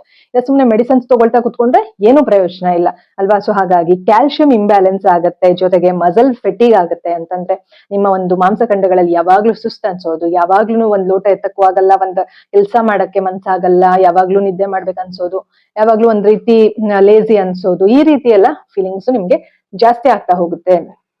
ಲೈಫ್ ಸ್ಟೈಲ್ ಸರಿಗಿಲ್ಲ, ಬರೀ ಮಾತ್ರೆ ತಗೊಂಡ್ರೆ ಇವೆಲ್ಲ ಆಗುತ್ತೆ. ಮತ್ತೆ ಜಾಯಿಂಟ್ ಪೇನ್ ಬರುವಂತದ್ದು, ನಿಮ್ಮ ಎಲುಬುಗಳಲ್ಲಿ ತುಂಬಾ ನೋವು ಬರುವಂತದ್ದು, ಇದೆಲ್ಲವೂ ಕೂಡ ಸಮಸ್ಯೆ ಆಗುತ್ತೆ ಸ್ನೇಹಿತರೆ. ಸೊ ಏನ್ ಹೇಳ್ದೆ ನಾನು, ಬೋನ್ಸ್ ಅಂಡ್ ಮಸಲ್ಸ್ ಮೇಲೆ ಕೂಡ ಎಫೆಕ್ಟ್ ಆಗುತ್ತೆ. ಸೊ ಇದು ಬಂದು 6ನೇ ಸಮಸ್ಯೆ. ಇನ್ನು 7ನೇ ಸಮಸ್ಯೆ, ಇದು ಬಿಟ್ಟು ಇನ್ನು ಬೇಕಾದಷ್ಟು ಇರುತ್ತೆ, ಬಟ್ ಇವಾಗ ಸದ್ಯಕ್ಕೆ ನಾವು 7 ಸಮಸ್ಯೆಗಳನ್ನ ತಿಳ್ಕೊಳ್ಳೋಣ. ಸೊ ಇದು ಬಿಟ್ಟು ಈಗ ಬೇರೆ ಏನ್ ನಾವ್ ಯೋಚನೆ ಮಾಡಿದ್ರೆ ಏನ್ ಬರುತ್ತೆ ತಲೆಗೆ. ಫಾರ್ ಎಕ್ಸಾಂಪಲ್ ಇನ್ನ ಒಂದ್ ಯೋಚನೆ ಮಾಡಿದ್ರೆ, ಇವಾಗ ಸಪೋಸ್ ಇವಾಗ ಏನೋ ಒಂದ್ ಗಾಯ ಆಗತ್ತೆ, ಬೇಗ ವಾಸಿ ಆಗದೆ ಇರುವಂತದ್ದು, ಇದೆಲ್ಲ ಸಾಕಷ್ಟು ಸಮಸ್ಯೆಗಳಿರುತ್ತೆ. ಅದು ಮುಖ್ಯವಾಗಿ ನಾವು ಇಲ್ಲಿ ಇಂತಹ ಸಮಸ್ಯೆಗಳು ಬರುತ್ತೆ ಅನ್ನೋದನ್ನ ತಿಳ್ಕೊಳ್ಳೋಣ. ಸೊ ಈಗ 7ನೇದಾಗಿ ನ್ಯೂಟ್ರಿಷನಲ್ ಡಿಫಿಷಿಯನ್ಸಿ, ಅಂದ್ರೆ ಏನು ನ್ಯೂಟ್ರಿಷನ್, ಪೌಷ್ಟಿಕಾಂಶೀಯ ಕೊರತೆ ಅನ್ನೋದು ಹೆಚ್ಚಾಗುತ್ತೆ ನಿಮ್ಮ ದೇಹದಲ್ಲಿ. ಬರೀ ಮಾತ್ರೆಗಳ ಮೇಲೆ ಡಿಪೆಂಡ್ ಆಗಿ ಲೈಫ್ ಸ್ಟೈಲ್ ಚೇಂಜ್ ಮಾಡ್ಕೊಳ್ಳಿಲ್ಲ ಅಂತಂದ್ರೆ ಈ ಒಂದು ಪೌಷ್ಟಿಕಾಂಶದ ಕೊರತೆ ಅನ್ನೋದು ನಿಮ್ಮ ದೇಹದಲ್ಲಿ ಹೆಚ್ಚಾಗಿ ಒಂದೊಂದೇ ಅಂಗಾಂಗಗಳಿಗೆ ಎಫೆಕ್ಟ್ ಆಗುತ್ತೆ. ಬಾಡಿನಲ್ಲಿ ನ್ಯೂಟ್ರಿಯೆಂಟ್ಸ್ ಅಬ್ಸಾರ್ಬ್ ಆಗೋದಿಲ್ಲ, ನ್ಯೂಟ್ರಿಷನ್ ಅನ್ನೋದು, ನ್ಯೂಟ್ರಿಯೆಂಟ್ಸ್ ಅನ್ನೋದು ಅಬ್ಸಾರ್ಬ್ ಆಗಲ್ಲ, ಹೀರ್ಕೊಳ್ಳಲ್ಲ. ನೀವು ಎಷ್ಟೇ ತಿಂದ್ರೂ ಕೂಡ ದೇಹ ಅನ್ನೋದು ಹೀರ್ಕೊಳ್ಳಿಲ್ಲ ಅಂದ್ರೆ ಸಮಸ್ಯೆ ಆಗುತ್ತೆ. ಅದು ಹೀರ್ಕೊಳ್ಬೇಕು ಅಂತಂದಾಗ ತಿಂದಾಗ ನೀವು ವರ್ಕೌಟ್ ಮಾಡುವಂತದ್ದು, ಮತ್ತೆ ಕೆಲವೊಂದು ಆಹಾರ ತಿಂದಾಗ ಅದಕ್ಕೆ ಅದು ಹೀರ್ಕೊಳ್ಳೋದಕ್ಕೆ, ಅದು ಬ್ರೇಕ್ ಮಾಡೋದಕ್ಕೆ ಇನ್ನೊಂದಷ್ಟು ಆಹಾರ, ಬೇರೆ ಆಹಾರನೂ ತಗೊಳ್ಬೇಕಾಗತ್ತೆ. ಅಂತದ್ದು ನೀವು ಕಾಂಬಿನೇಷನ್ಸ್ ನೋಡಿ ತಗೊಳ್ಬೇಕಾಗತ್ತೆ, ಆ ವಿಚಾರವನ್ನ ತಿಳ್ಕೊಬೇಕಾಗತ್ತೆ. ಫಾರ್ ಎಕ್ಸಾಂಪಲ್ ಇವಾಗ ನೀವು ನಟ್ಸ್, ಅಂದ್ರೆ ಈ ಒಂದು ಏನು ಡ್ರೈ ಫ್ರೂಟ್ಸ್ ಅನ್ನ ತಗೊಳ್ತೀರಿ ಅಂತ ಇಟ್ಕೊಳ್ಳಿ ಅಲ್ವಾ. ಇವಾಗ ಆಲ್ಮಂಡೋ ಅಥವಾ ವಾಲ್ನಟ್ ಏನೋ ಒಂದು ನಟ್ಸ್ ತಗೊಳ್ತೀರಿ ಅಂತ ಇಟ್ಕೊಳ್ಳಿ. ಅದ್ರ ಜೊತೆಗೆ ನೀವು ಹಣ್ಣು ತರಕಾರಿ ತಿನ್ಲಿಲ್ಲ ಅಂದ್ರೆ ಏನಾಗುತ್ತೆ, ಆ ಒಂದು ನಟ್ಸ್ ಏನ್ ತಿಂದಿರ್ತೀರಿ, ಡ್ರೈ ಫ್ರೂಟ್ಸ್ ಏನ್ ತಿಂದಿರ್ತೀರಿ, ಈ ಒಂದು ಏನು ಡ್ರೈ ಫ್ರೂಟ್ಸ್ ಏನ್ ಹೇಳ್ತೀವಿ ಕನ್ನಡದಲ್ಲಿ, ಸೊ ಅದನ್ನ ಕಮೆಂಟ್ ಮಾಡಿ ತಿಳಿಸಿ. ಇದನ್ನ ಏನ್ ತಿಂದಿರ್ತೀವಿ ನಾವು, ಈ ಒಂದು ಡ್ರೈ ಫ್ರೂಟ್ಸ್ ಸರಿಯಾಗಿ ಏನು ಬಾಡಿಗೆ ಏನ್ ಬೇಕೋ ಪೌಷ್ಟಿಕಾಂಶ ಅದು ರಿಲೀಸ್ ಆಗೋದಿಲ್ಲ. ಅದರಿಂದ ಏನ್ ಪೌಷ್ಟಿಕಾಂಶ ಬರುತ್ತೆ ಅದು ಬಾಡಿಗೆ ರಿಲೀಸ್ ಆಗಲ್ಲ, ರಕ್ತಕ್ಕೆ ತಲುಪೋದಿಲ್ಲ. ಅದು ತಲುಪಬೇಕು, ಬ್ರೇಕ್ ಆಗ್ಬೇಕು ಅಂದ್ರೆ ತಿಂದಿರೋ ಆಹಾರ ದೇಹದ ಒಳಗಡೆ ಬ್ರೇಕ್ ಆಗ್ಬೇಕಲ್ವಾ. ಇವಾಗ ನಾವು ಬಾಯಲ್ಲಿ ಅಗಿತೀವಿ, ಚೆನ್ನಾಗಿ ಬ್ರೇಕ್ ಆಗುತ್ತೆ, ಆದ್ರೆ ಅದು ಇನ್ನೊಂದಷ್ಟು ಚೆನ್ನಾಗಿ ಇನ್ನೂ ಸಣ್ಣಗೆ ಬ್ರೇಕ್ ಆಗಿ ರಕ್ತ ಆಗ್ಬಿಡ್ಬೇಕು, ಅದು ರಕ್ತಕ್ಕೆ ತಲುಪಬೇಕು. ಅಷ್ಟು ಬ್ರೇಕ್ ಆಗ್ಬೇಕಂದ್ರೆ ಆ ಬ್ರೇಕ್ ಮಾಡೋದಕ್ಕೆ ಅಂತಾನೆ ಕೆಲವೊಂದು ಎನ್ಸೈಮ್ಸ್ ಗಳು ಇರುತ್ತೆ, ಅದೆಲ್ಲ ಬೇಕು ನಮ್ ದೇಹಕ್ಕೆ. ಅಂದ್ರೆ ಅದಕ್ಕೆ ನಾವ್ ಏನ್ ಬೇಕೋ ಅದು ಹಣ್ಣು ತರಕಾರಿ ಇಂಥವೆಲ್ಲ ಕೂಡ ತಿನ್ಬೇಕಾಗತ್ತೆ. ಆ ವಿಚಾರಗಳನ್ನ ನೀವು ತಿಳ್ಕೊಳ್ಬೇಕು ಅಂದ್ರೆ ಆ ವಿಚಾರ ತಿಳ್ಕೊಳ್ಳೋದಕ್ಕೆ ನೀವು ಟೈಮ್ ಕೊಡ್ಬೇಕಾಗತ್ತೆ. ಆ ಟೈಮ್ ಕೊಡ್ಬೇಕಂದ್ರೆ ಮನ್ಸ್ ಮಾಡ್ಬೇಕಾಗತ್ತಲ್ವಾ. ಆ ಟೈಮ್ ಅದಕ್ಕೆ ನೀವು ಟೈಮ್ ಕೊಡಲ್ಲ, ಬೇರೆದೆಲ್ಲದಕ್ಕೂ ಟೈಮ್ ಕೊಡ್ತೀರಿ ಅಂತ ಅಂದಾಗ ಏನಾಗುತ್ತೆ, ಅಲ್ಲಿ ಮತ್ತೆ ನಮ್ಗೆ ಲೈಫ್ ಸ್ಟೈಲ್ಗೆ ಹೊಡ್ತಾ ಬಿಡುತ್ತೆ. ಇಲ್ಲಿ ಮೇನ್ ಟೈಮ್ ನೀವ್ ಯಾವ್ದಕ್ಕೆ ಕೊಡ್ತೀರಿ, ಮನ್ಸ್ ಯಾವ್ದಕ್ಕೆ ಮಾಡ್ತೀರಿ ಅನ್ನೋದು ತುಂಬಾ ಮುಖ್ಯ ಆಗತ್ತೆ. ಸೊ ಹಾಗಾಗಿ ನ್ಯೂಟ್ರಿಷನಲ್ ಡಿಫಿಷಿಯನ್ಸಿ ಕೂಡ ಆಗತ್ತೆ ನಮ್ಮ ದೇಹದಲ್ಲಿ. ಸೊ ಇದಿಷ್ಟು ಕ್ವಿಕ್ ಆಗಿ ಈಗ 7 ಪರಿಣಾಮಗಳನ್ನ ನಾವು ನೋಡ್ತಾ ಹೋಗೋಣ. ಕ್ವಿಕ್ ಆಗಿ ಹೇಳ್ತೀನಿ ಕೇಳಿಸ್ಕೊಳ್ಳಿ. ಸೊ ನೀವು ಡಯಾಬಿಟೀಸ್ ಬಂದು 8-10 ವರ್ಷ ಆಗಿನೂ ಕೂಡ ನಿಮ್ಗೆ ಏನು ನಿಮ್ಮ ದೇಹದಲ್ಲಿ ಒಳ್ಳೆ ರೀತಿ ಫಿಟ್ನೆಸ್ ಸ್ಟ್ರಾಂಗ್ ಆಗಿ ನಿಮ್ಗೆ ಅನ್ನಿಸ್ತಾ ಇಲ್ಲ, ಕೇವಲ ಮಾತ್ರೆಗಳ ಮೇಲೆ ಡಿಪೆಂಡ್ ಆಗಿದ್ದೀರಿ ಅಂತಂದ್ರೆ ಏನೆಲ್ಲ ಮುಂಬರುವ ಸಮಸ್ಯೆಗಳು ಏನಾಗ್ಬೋದು ಅಂತ ಅಂದ್ರೆ, ಮೊದಲನೇದಾಗಿ ಕಿಡ್ನಿ ಸಮಸ್ಯೆ, ಎರಡನೇದಾಗಿ ಹಾರ್ಟ್ ಪ್ರಾಬ್ಲಮ್ ಆಗುತ್ತೆ, ನೆಕ್ಸ್ಟ್ ಮೂರನೇದಾಗಿ ನರ್ವ್ ಡ್ಯಾಮೇಜ್ ಆಗುತ್ತೆ, ನರಮಂಡಲಗಳು ಡ್ಯಾಮೇಜ್ ಆಗುತ್ತೆ, ನಾಲ್ಕನೇದಾಗಿ ಐ ಪ್ರಾಬ್ಲಮ್, ಕಣ್ಣಿನ ಸಮಸ್ಯೆ ಆಗತ್ತೆ, ವಿಷನ್ ಹೋಗುತ್ತೆ, ಕಣ್ಣಿನ ದೃಷ್ಟಿಗಳು ಹೋಗ್ಬಿಡುತ್ತೆ.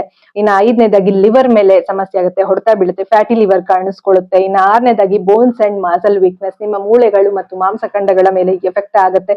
ಇನ್ನು ಏಳನೇದಾಗಿ ಪೌಷ್ಟಿಕಾಂಶ ಕೊರತೆ, ನ್ಯೂಟ್ರಿಷನಲ್ ಡಿಫಿಷಿಯನ್ಸಿ. ಸೊ ಇದಿಷ್ಟು ಕೂಡ 7 ಮುಖ್ಯವಾದ ಪರಿಣಾಮಗಳು ನಿಮ್ಮ ದೇಹದ ಮೇಲೆ ಆಗುತ್ತೆ, ಕೇವಲ ಮಾತ್ರೆ ಮೇಲೆ ಡಿಪೆಂಡ್ ಆಗಿ. ಬೇರೆ ಏನು ಚಟುವಟಿಕೆಗಳು ನೀವು ನಿಮ್ಮ ಲೈಫ್ ಅಲ್ಲಿ ಇನ್ಕ್ಲೂಡ್ ಮಾಡ್ಕೊಳ್ಳಿಲ್ಲ, ಒಳ್ಳೆಯ ಲೈಫ್ ಸ್ಟೈಲ್ ಲೀಡ್ ಮಾಡ್ಲಿಲ್ಲ ಅಂದ್ರೆ ಇದೆಲ್ಲವೂ ಕೂಡ ಸಮಸ್ಯೆ ಆಗತ್ತೆ ಸ್ನೇಹಿತರೆ. ಸೊ ಇದಿಷ್ಟು ಕೂಡ ತಿಳ್ಕೊಂಡ್ವಿ. ಈಗ ಕ್ವಿಕ್ ಆಗಿ ನಾವು ಮೆಡಿಕೇಶನ್ ಡಿಪೆಂಡೆನ್ಸಿ ಅವೇರ್ನೆಸ್ ಬಗ್ಗೆ ತಿಳ್ಕೊಳ್ಳೋಣ. ಅಂತಂದ್ರೆ ಈ ಬರೀ ಮೆಡಿಸಿನ್ ಮೇಲೆನೆ ಡಿಪೆಂಡ್ ಆಗಿದ್ರೆ ಏನಾಗುತ್ತೆ, ಈಗ ಆಲ್ರೆಡಿ ಹೇಳಿದೀನಿ ನಾನು.